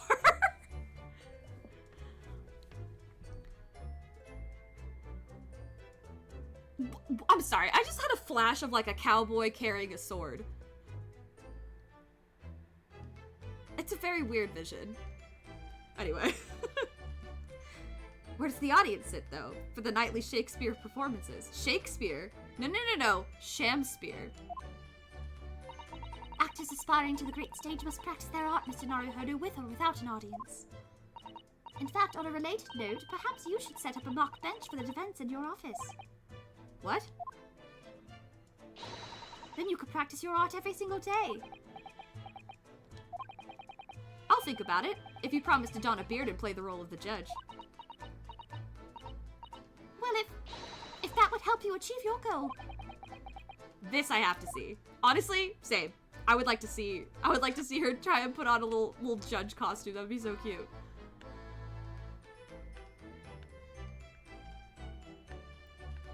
Alright, we have to touch the dead body now. Oh, the poor man. So young to die. Do you suppose it was a very painful death being poisoned as he was? I don't know. All we can do now is hope that he'll be reborn to a better life. Yes, I suppose you're right. I wonder. Do you think that putting our hands together in a Japanese prayer will help a British soul? Sorry? I made sure I had a reference at the ready for just such an occasion as this, actually. This book is entitled The Beginner's Guide to Praying for the Departed, the British Way. I'll just reread it now. One moment. There's quite a spine on that book, isn't there?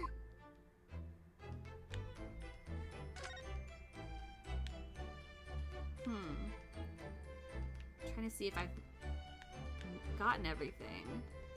I can't go any further to the left, and I don't think I can go any further to the right either. Perhaps it's time to move? Perhaps it is time to move. A new location has been added.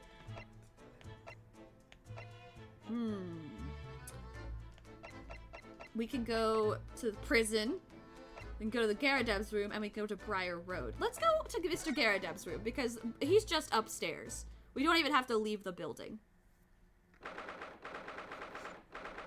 I remember him and his wife. They were super cute. He was like the moon and she was the sun. Apartment looks a little bit cleaner. I think there's still that burn mark on the rug though. The Garadeb's room. Here we are again, the eccentric landlord's eccentric top floor abode. We're here because Mr. Garadeb's the one who discovered the incident this morning, don't forget. Oh god, what voice did I give him? I should have been thinking about this. I like kind of want to give him the old country veteran accent, but it feels a little, he is a very, very British citizen. But that hasn't stopped me before. You chaps, eh? Yes, good morning, sir. Thank you for your cooperation in court yesterday. It was quite a trial. As much for Mr. Garadeb as anyone, really. Came straight back here after all that business at the Bailey yesterday. Didn't expect to wake up to more bally nonsense this morning. I wonder if you wouldn't mind telling us exactly what happened, Mr. Garadeb. Yes, I suppose you'd like to know all about that dead loss of an actor chap in the ground floor room. Those were exactly Inspector Gregson's words, weren't they?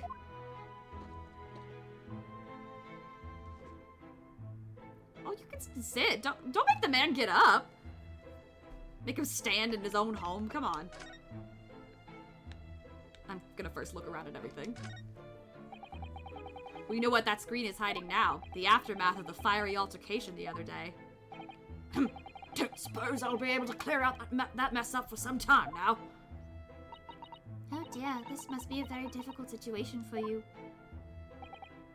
I'll say, people talk about twist of fate and whatnot.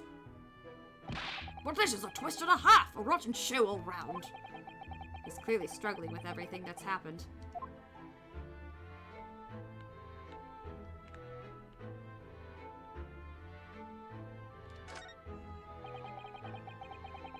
There's a good view over the wintry East End from up here.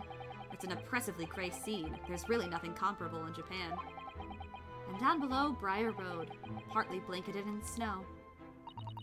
And the pavement where poor Miss Green was struck in the back by that knife. Thinking about it, this is the only room in this building that actually has a window to the outside world. Sometimes, Great Britain really does seem like a strange land, doesn't it? I suppose all foreign cultures seem strange at first.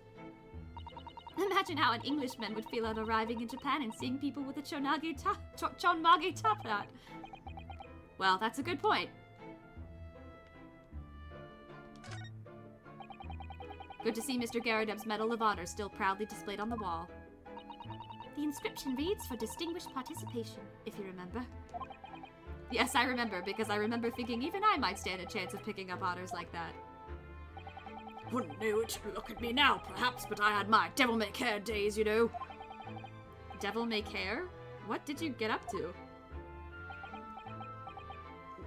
Oh? We're all in the past now, of course, and best left there. Best not. I want to know now. I want to know. Ah, yes, those enormous mortar shells. It's quite something seeing them up close, isn't it? Did you say something about firing them into the barracks, Mr. Geradeb? Ah, you remember, do you? Just a little mishap that occurred during training one day. What are you doing firing on your own men? The captain bellowed at me. I'm not surprised. A little mishap doesn't really do it justice, does it? Well, one has these little incidents when one's a hot-headed young private. Perhaps I should put some evidence that resulted from one of my little mishaps on display. Oh, does the great lawyer, like the great detective, want to exhibit some trophies of his finest moments? That's your military uniform, isn't it, Mr. Geradeb? Well, ceremonial garb, yes. I've been hanging on the wall ever since my retirement bash. Not an active service, you know. Doesn't mean much to me anymore. You could have the old thing if you wanted it. Well, it might suit Lord Van Zeeks, perhaps. An overly ostentatious outfit like this could be just what he needs. Very tactful, Miss Susanoo. Very tactful indeed. Is that a gun? Wait. No, it's a sword. Just kidding.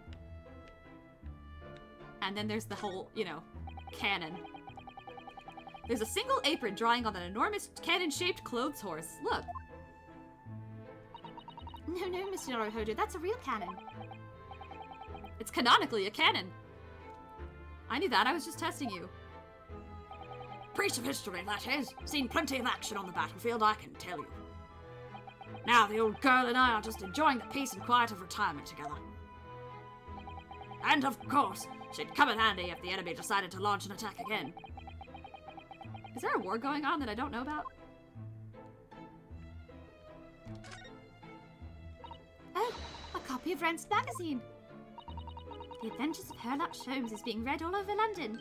Isn't it wonderful? Naturally, one asks oneself if such a singular detective could really exist. But having met the chap, it's undeniable. He is most certainly singular. Singularly dangerous. That's genuine public opinion for you, Miss Susanoo. Perhaps it should be reflected in the stories? Make no mistake, Mr. Naruhodo, I intend to snuff out the sort of public opinion we just heard personally. I'm starting to see where Mr. Sholm's untainted reputation comes from now. She got a little scary. She gotta give him that Susanoo takedown.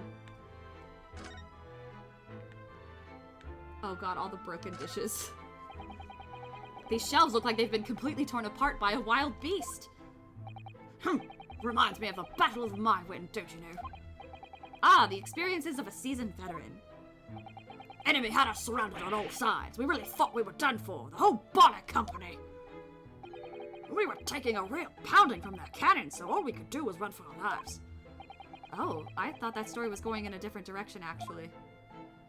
Well, the whole experience taught me one thing, I can tell you. When you're done for, you're really done for. That's not what a lawyer who often finds himself under fire wants to hear. Yeah, damn, that's really not... that's not very, encouraging. You look very dashing in your uniform there, Mr. Geradeb. Ah, that old portrait, eh? Drawn by an art student who used to rent the room downstairs. Wait a minute. Oh, you look so wonderfully young and courageous. And strong. Yes, well, the chap presented it to me one day and asked if I'd let him off the month's rent in return.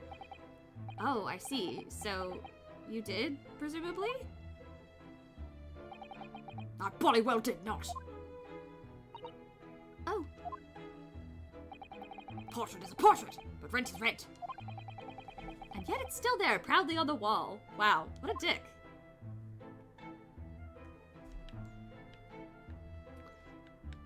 Poor art student. That's an impressive collection of cakes on that fancy silver cake stand there. I feel sure that it was full of cakes when we first investigated in here as well. Yes, quite right. Haven't touched it since. Haven't done much at all, really, since all that happened. Time's rather stood still for me, you know. Oh. Time has stood still. Now that's an interesting phrase. I might be able to use that excuse when I'm next supposed to be tidying the office. You could just tidy up, Mr. Naruhodo. Wait, how did she hear that? Wasn't that his monologue?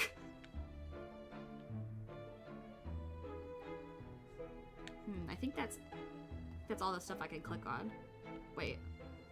There's a check mark there, okay.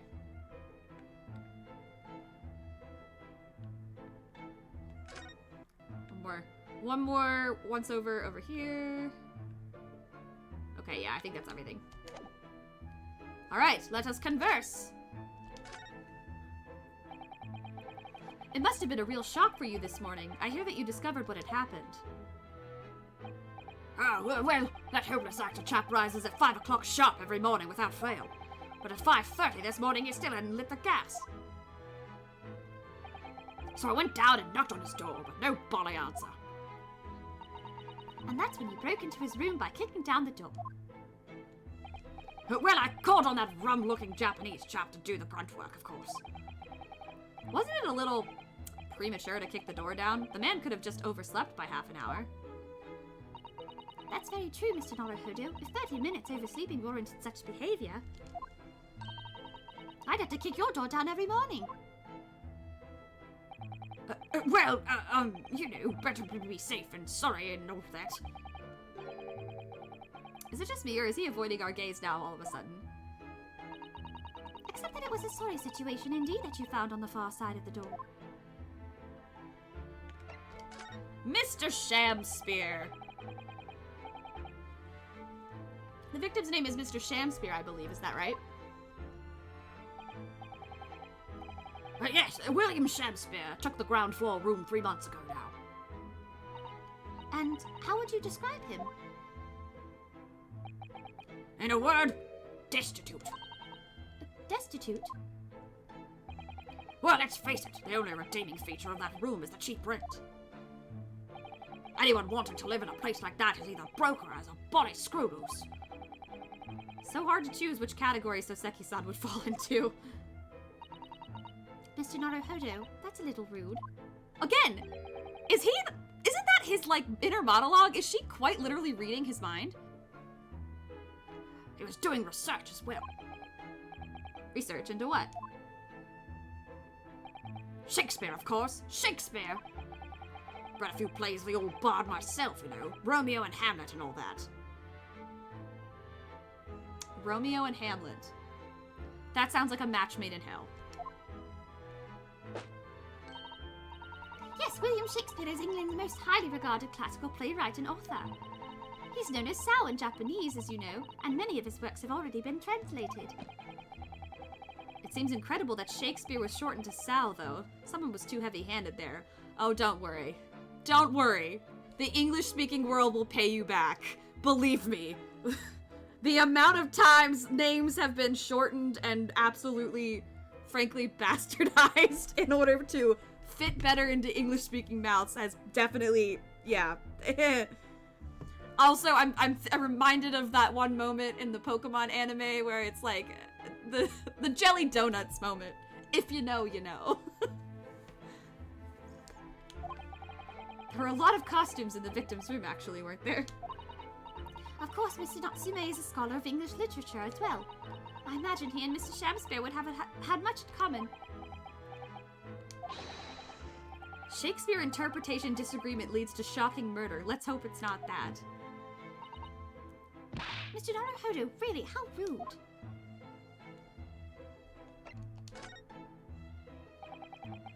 After Mr. Natsume's trial yesterday, you came straight back here, I believe, didn't you? Did you notice anything strange between then and this morning? Well now, it must have been about 6 in the evening by the time I got home. Snow was coming down rather heavily as I remember, and it was completely dark already. That failed actor chap was out at the time. Mr. Garadeb noticed there was no light from his room or something, I suppose. You've not experienced Shakespeare until you've read him in the original Klingon. Oh boy. Sometimes Shakespeare is already kind of hard to understand without, like, really sitting with it for a second. I can't even imagine what the Klingon is like. couldn't summon the energy for anything much, so I just sat in front of the fire up here. It was after 8 before Shakespeare got back, and the chap was up until past 1 in the morning, I'll have you know. Suppose he met his end sometime after that. I was asleep by then, so I'm rather in the dark there. Well, thank you. That was very illuminating. Is everything all right, Miss Susido? Well, I was just thinking it's a little strange, that's all. Mr. Garrideb, you were up here in your room all evening, if I've understood correctly. Not a big fan of stairs, not with this blasted leg. Then, how is it that you seem to know? The precise movements of your tenant on the ground floor, I mean. Oh! That's a very good point. I can't imagine that you could hear noises from the ground floor all the way up here.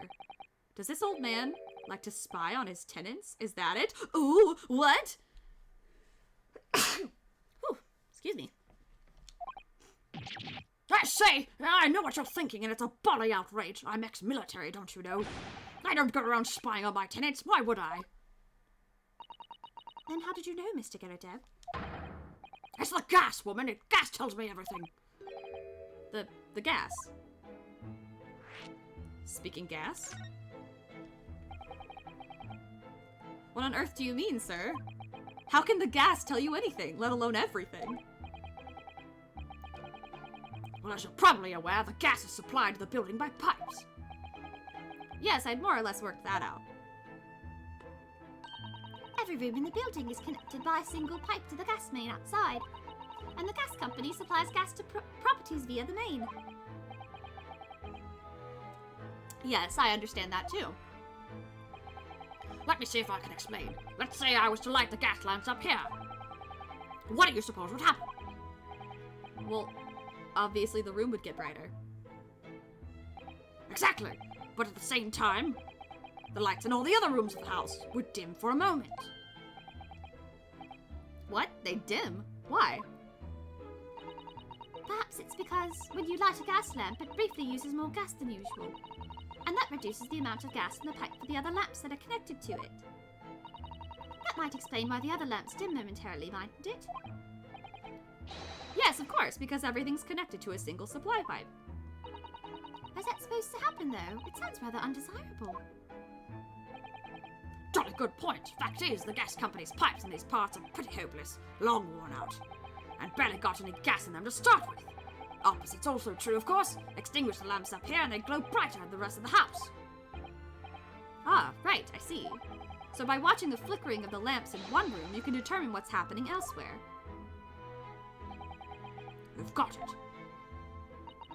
Oh, of course, because when people come back home in the evening and before they go to sleep at night, what they're guaranteed to do is either light or put out their lamps and fires. Clever. Or clever. In point of fact, the room on the ground floor and the one above it use slightly different amounts of gas. By watching the lights in here closely, I can work out almost exactly what's going on in the whole house. Gosh, that's fascinating, Mr. Garrideb. Absolutely fascinating. Oh, well, nothing to it, really. And I can't really see that it's going to help us with the case either. Well, oh, buddy boy. That's definitely going to be significant. I can already tell. What I'd like to know is why Mr. Garrideb is so interested in what his tenants are up to in the first place. I feel like there's more to it than idle curiosity. But I don't have anything... Oh, whoops, I didn't mean to do that. No, skip, skip, skip. Skip, skip, skip. Did not mean to press that button again.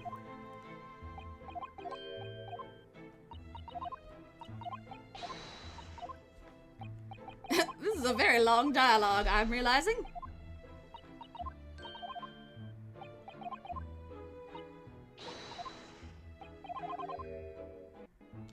Okay.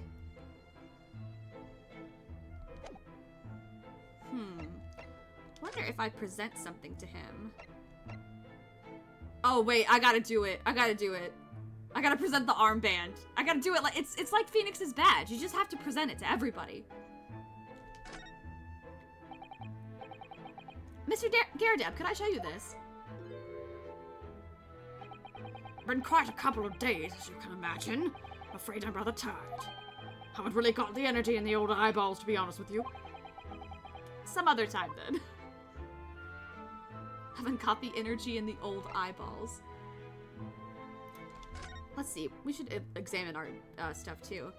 Your book, 17th February, customer Mr. Natsume, the sum of 2 shillings tendered in receipt of the picture of Monsieur Lecoq, a beautiful Gabrielle, and Canterbury yearnings. And there's a street map.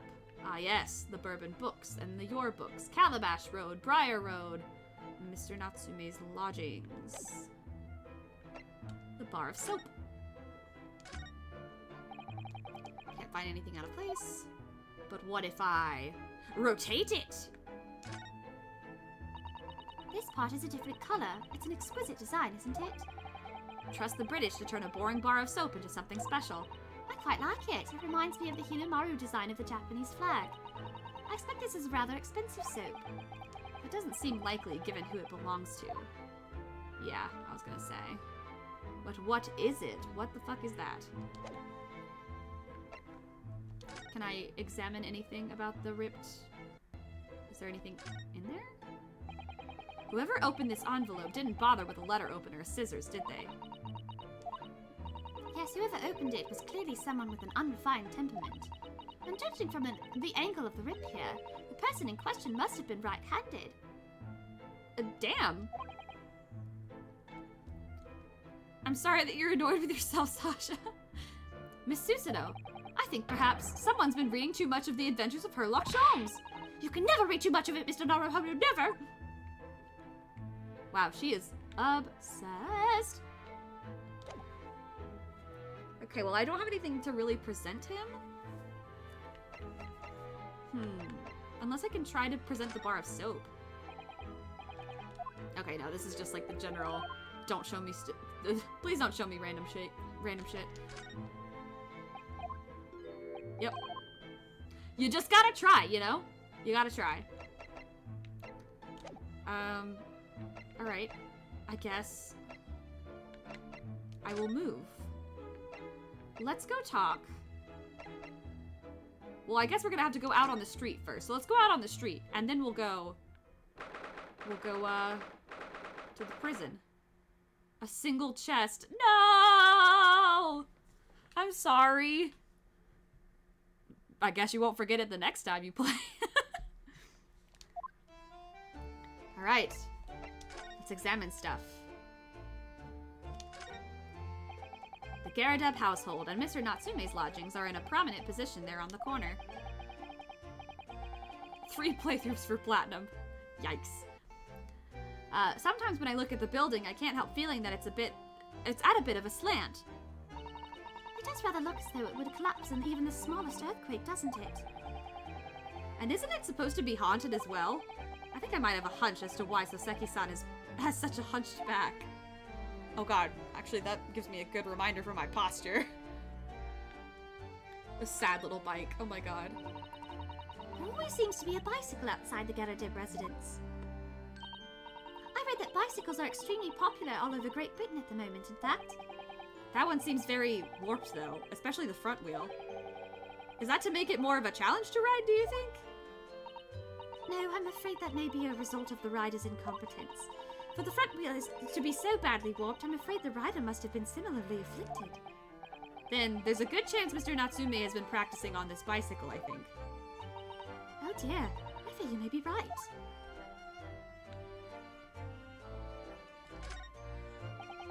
With the exception of the top floor where Mr. and Mrs. Garadeb live, all the windows are bricked up.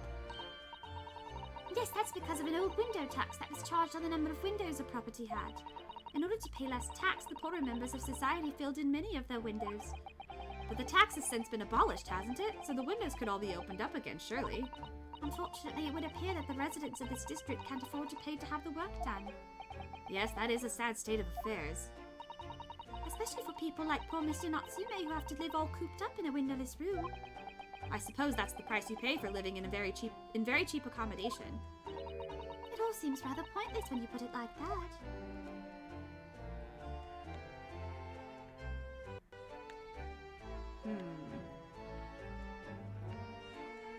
What else can I see on the streets of London? London's blanketed in a fog again today, and the sky is covered in cloud. But if you look carefully in the distance, you can just make out the Crystal Tower being built. The what? Ah, the Crystal Tower, yes. The centerpiece of the Great Exhibition. Wow, that's... Okay, that's weirdly timely. That is... Wow. This is weirdly timely. Synchronicities. Everyone's talking about the Great Exhibition of London at the moment, it seems.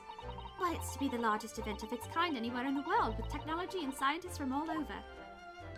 I can't wait for it for myself. Do you think visiting students from the Far East like us will be granted entry? The last great exhibition was held in London The last great exhibition that was held in London had more than 6 million visitors, it seems. And this time, the British are determined to make it an even bigger success to outdo the Paris Exposition. I see. That's an incredible number of people. And with so many people expected to attend, we should easily be able to slip in unnoticed. There's always the honest approach of buying tickets at the main entrance, Mr. Naruhodo. Yeah, but that requires money. This... William Robbins. I think that was a joke. That makes me a little... I really hope that was actually a quick little reference, a quick little nod to him.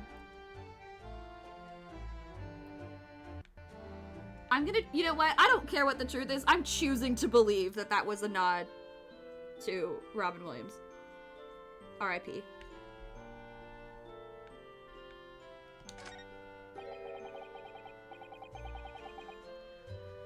Why has somebody built this snowman on some sort of pedestal, do you think?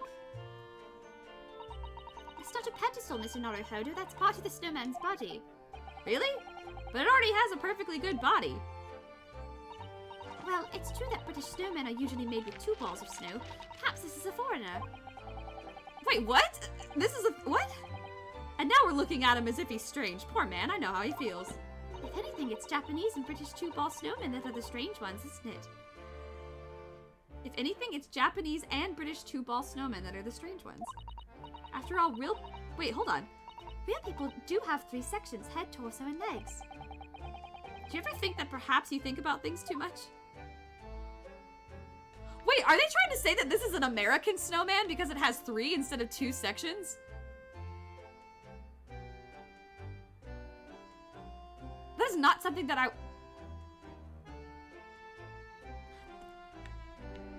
I'm learning so much about, like, random little, like, I don't know. What is it called? Idiosyncrasies?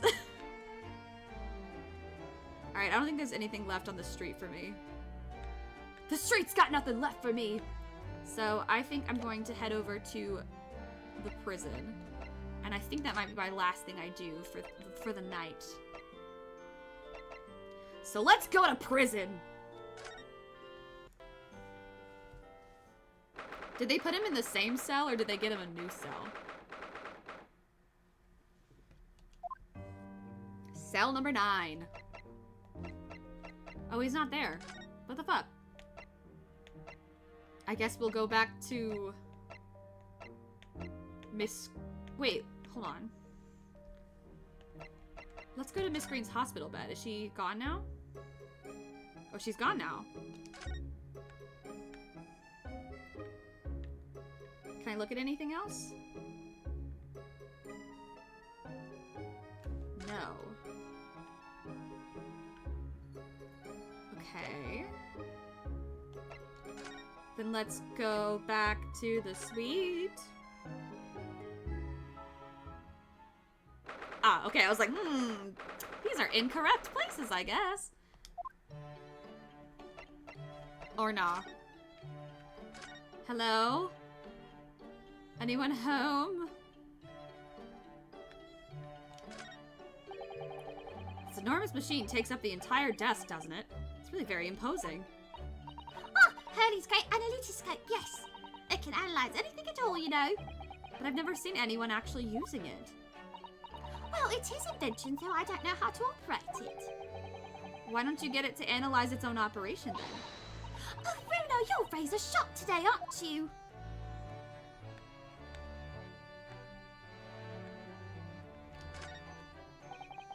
The There's all sorts on these shelves. Chemistry apparatus, books, papers, and lots of things I've never seen before. It's all heaped up so high I can't help feeling that the whole lot is going to topple at any moment. It looks as though it might topple, and yet it doesn't. The epitome of Mr. Sholmes' brilliance. I don't get it. As it happens, I'm quite well practiced when it comes to stacking shelves myself. Just the other day, the shelf in my office finally gave way under the strain, though. It looks as though it might topple, and it does. Yes, the epitome of your disarray. I really don't get it.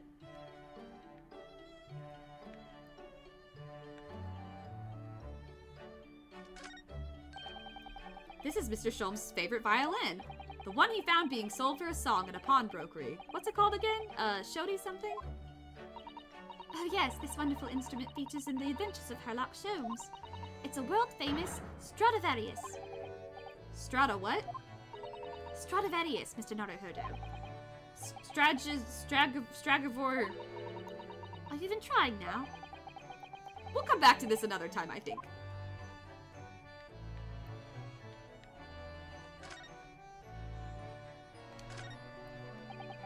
I do like this fireplace. It's one of the best things I've seen since we arrived in the country, in fact. Although, I do yearn for a Japanese kotatsu. Putting your legs under a warm blanketed table is so comforting. Do be careful, Mr. Naruhodo. Don't mistakenly put your feet to the fire, will you? You'd suffer terrible burns, you know. I worry sometimes about how Suseto-san sees me. Yeah, I would worry too. She clearly thinks you are not that smart. Or at the very least, distractible. It's curious how these enormous metal this enormous metal chest is being used as a coffee table. And even more curious to think that Iris's father's notes about Mr. Sholmes' cases are inside it. You mustn't look in there, Bruno. Those notes are a secret between Daddy and me. And Mr. Sholmes isn't somehow in on the secret. Harry tends to forget, you see, as soon as he solved a case, in fact. Once when he read one of my manuscripts, we had a terrible argument about it. Never have I solved such a case, he said. He was absolutely adamant. Sometimes I wonder if he's from another planet. Oh, sorry, that's Ryunosuke. Sometimes I wonder if he's from another planet, don't you? He might be. I mean, damn. Look at all these mementos of Mr. Sholmes' past cases. You know, Miss Suseto's eyes still sparkle every time she lays eyes on them. But yours don't, do they, Bruno? Well, I have read The Adventures of Sherlock Sholmes now, by order of Miss Suseto. But the trouble is, having seen the real thing in action, somehow the stories don't quite ring true for me. Well, he does solve the cases, in the end. I suppose so. Perhaps there's more to the great detective than meets the eye.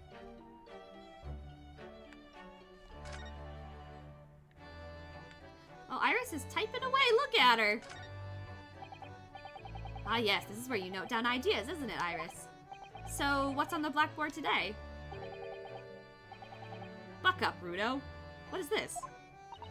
Oh, I'm just playing around with ideas for the title of next month's installment. Another idea I had was the Beryl Coronet. I'm really torn about which one to use. What do you think, Bruno? Anything but buck up Rudo, obviously. I suppose you're right. I tell you what, I'll surprise you with it. You'll have to wait until next month and see. Ugh, so many sleepless nights. That's a charming little white shelf, and full of charming little bottles, too. Oh yes, but don't touch any of those. They might explode. Ah, a charming shelf full of charming bottles full of charring ingredients. You know Haley mistakenly drank from one of them the other day. What? And how? I think he was lucky though. He hasn't exploded yet. Chemistry can be a very hazardous occupation. It's living with Mr. Sholmes. That's the hazardous occupation, if you ask me. I feel bad. I feel like I'm disturbing her while she's writing. It always strikes me how pretty and neatly arranged this tea set is. It's my favourite one. In fact, I think it's high time for afternoon tea. Wait there. I'll fetch the special blend that I've prepared for today. Oh, Iris, you do love your tea, don't you? She looks so happy at the prospect. And after you've drunk it, I'll collect some experimental data, if that's all right. Just what is she about to make me drink?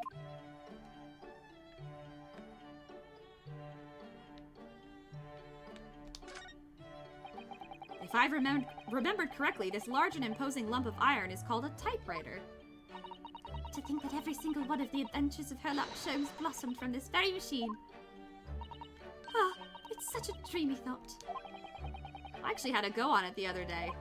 The metal bars that move when you hit the keys got all tangled up somehow, and that made Iris angry. Mr. Naruhodo, You're ruining my dreamy thoughts. please don't do that again. Now I've made Susanoo-san angry as well. Alright, time to talk to her. I'll stop dilly-dallying. Iris? That's incredible concentration, that is. I find it quite remarkable how she can focus on so many different things at once. Perhaps I should try drinking more herbal tea. The blood there from the right will be good for you, Rudo. Oh, Iris? This girl is destined for great things, I'm sure.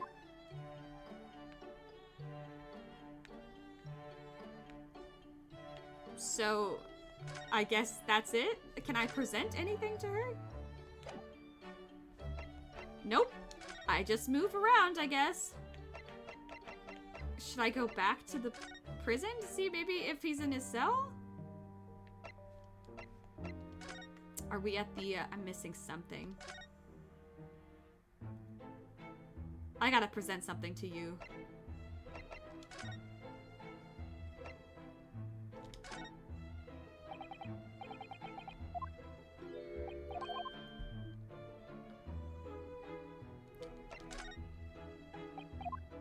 Okay, he doesn't want any of that, I guess.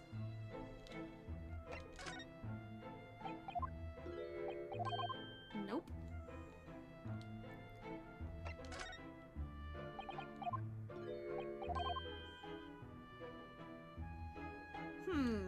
What the fuck?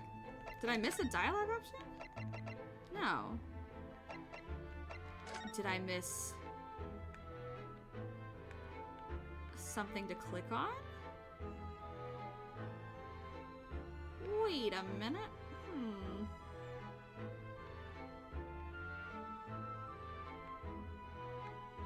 There's gotta be something that I didn't click on.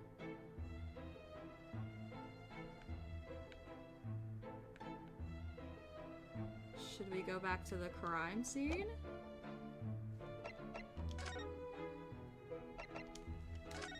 Let's revisit the crime scene.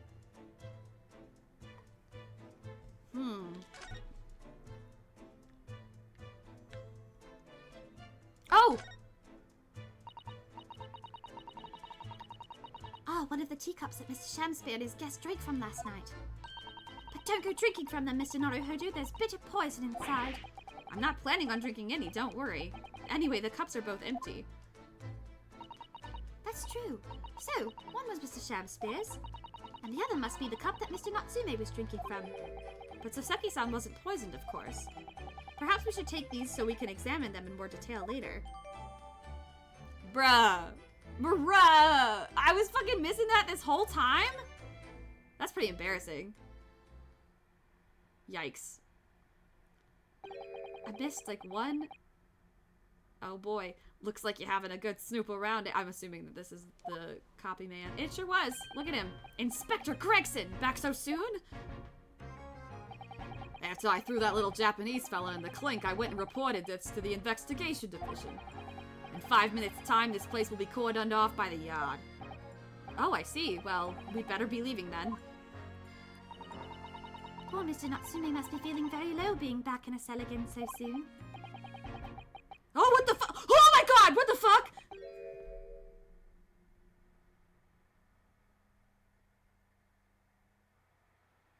I saw the fork fall. I'm not even fucking kidding. I saw the fork fall and I was like, is that a glitch? What the fuck? And then, oh my god. I fucking knew he was faking it. I knew he wasn't dead. I knew it was a theater thing. He's an actor.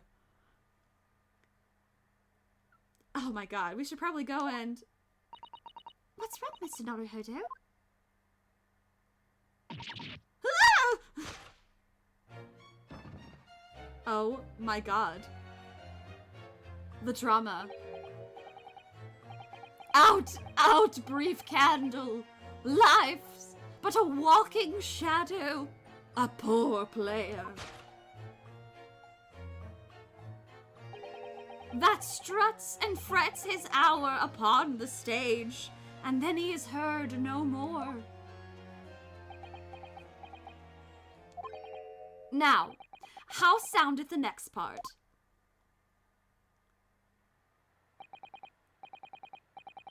It is a tale told by an idiot full of sound and fury, signifying nothing. Indeed! Oh, happy day!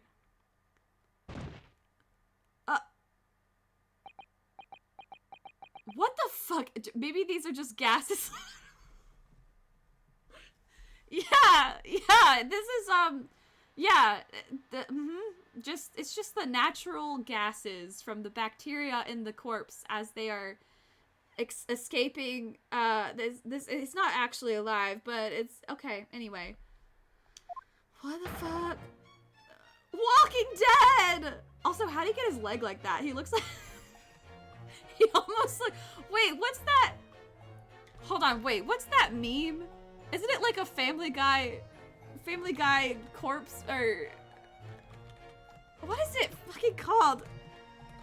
Death pose, right? I almost want to put... It's the leg, honestly. I think the leg is the thing that really... Wait, hold on. I wanna put it on top. I'm doing this right now. I'm not fucking kidding. I'm doing it for the meme.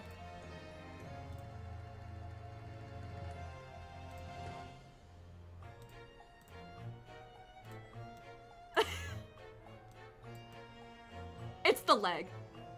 It's honestly the leg. Obviously, too, he's facing a different direction, but I bet if we whipped the camera around, it would kind of look like this. Corporate would like you to find the differences between these two pictures. They're the same picture. I'm sorry. I had to. I'm sorry.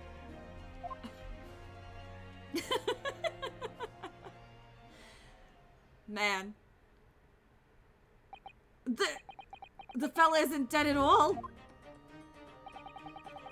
What was that nonsense he was saying? He's been dead for a while, or dead, quote unquote, for a while. I think, yes, it was from William Shakespeare's Macbeth. It wasn't. And it's out damn spot, not candle.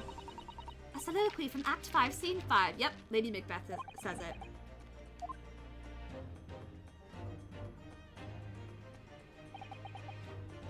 So it was that the victim, Mr. William Shakespeare, came back to life. If the man had indeed been poisoned, it transpired that it hadn't killed him. He was taken by emergency carriage to a nearby hospital for treatment, and Inspector Gregson evicted us from the scene of the crime, whatever that now was. Damn. Gotta respect his commitment to the bit, that's for damn sure. Oh, who's this guy? I guess we will have to pick that up next time. Whatever do you think will happen now? Good question. What a strange situation for Mr. Natsume, arrested for murder, but then the victim comes back to life. I think perhaps the victim was never dead in the first place. It seems very likely that Mr. Shakespeare did consume poison as we deduced. But was it an accident, attempted suicide, or attempted murder? Until the truth can be established, I imagine the police will keep Mr. Natsume in custody. I suppose so. Let's hope it doesn't come to anything more than a night in the cells. Oh, what's this? Oh, hold on. I want to get, what's that man doing over there? Spying. He looks like he's trying to see into Soseki-san's lodgings. Is something wrong, Mr. Naruhodo? Excuse me, could we have a word? Oh my god, he looks like a fucking... You know what he looks like? He looks like a Rankin and Bass character. He just ran off. I feel sure that I've seen that man somewhere before. Where was it? I do too, but I don't remember. Well, we've done as much investigating here as we can, I think. Perhaps we ought to go to the prison and speak with Mr. Natsume again. A good idea. And that is what we'll pick up next time. But for now, I'm gonna save my game.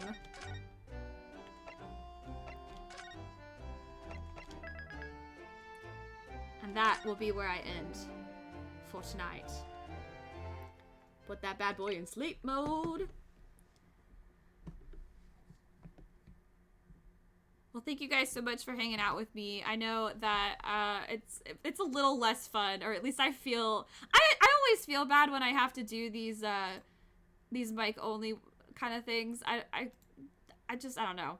It's not as fun to stare at my little, well, actually I don't even have my logo on the thing. I just feel bad. Okay, I feel bad. I feel like I'm giving you guys like a lazy version of a stream and not like a tippy top mega super surplus extravaganza ultimate version royal golden whatever kind of version.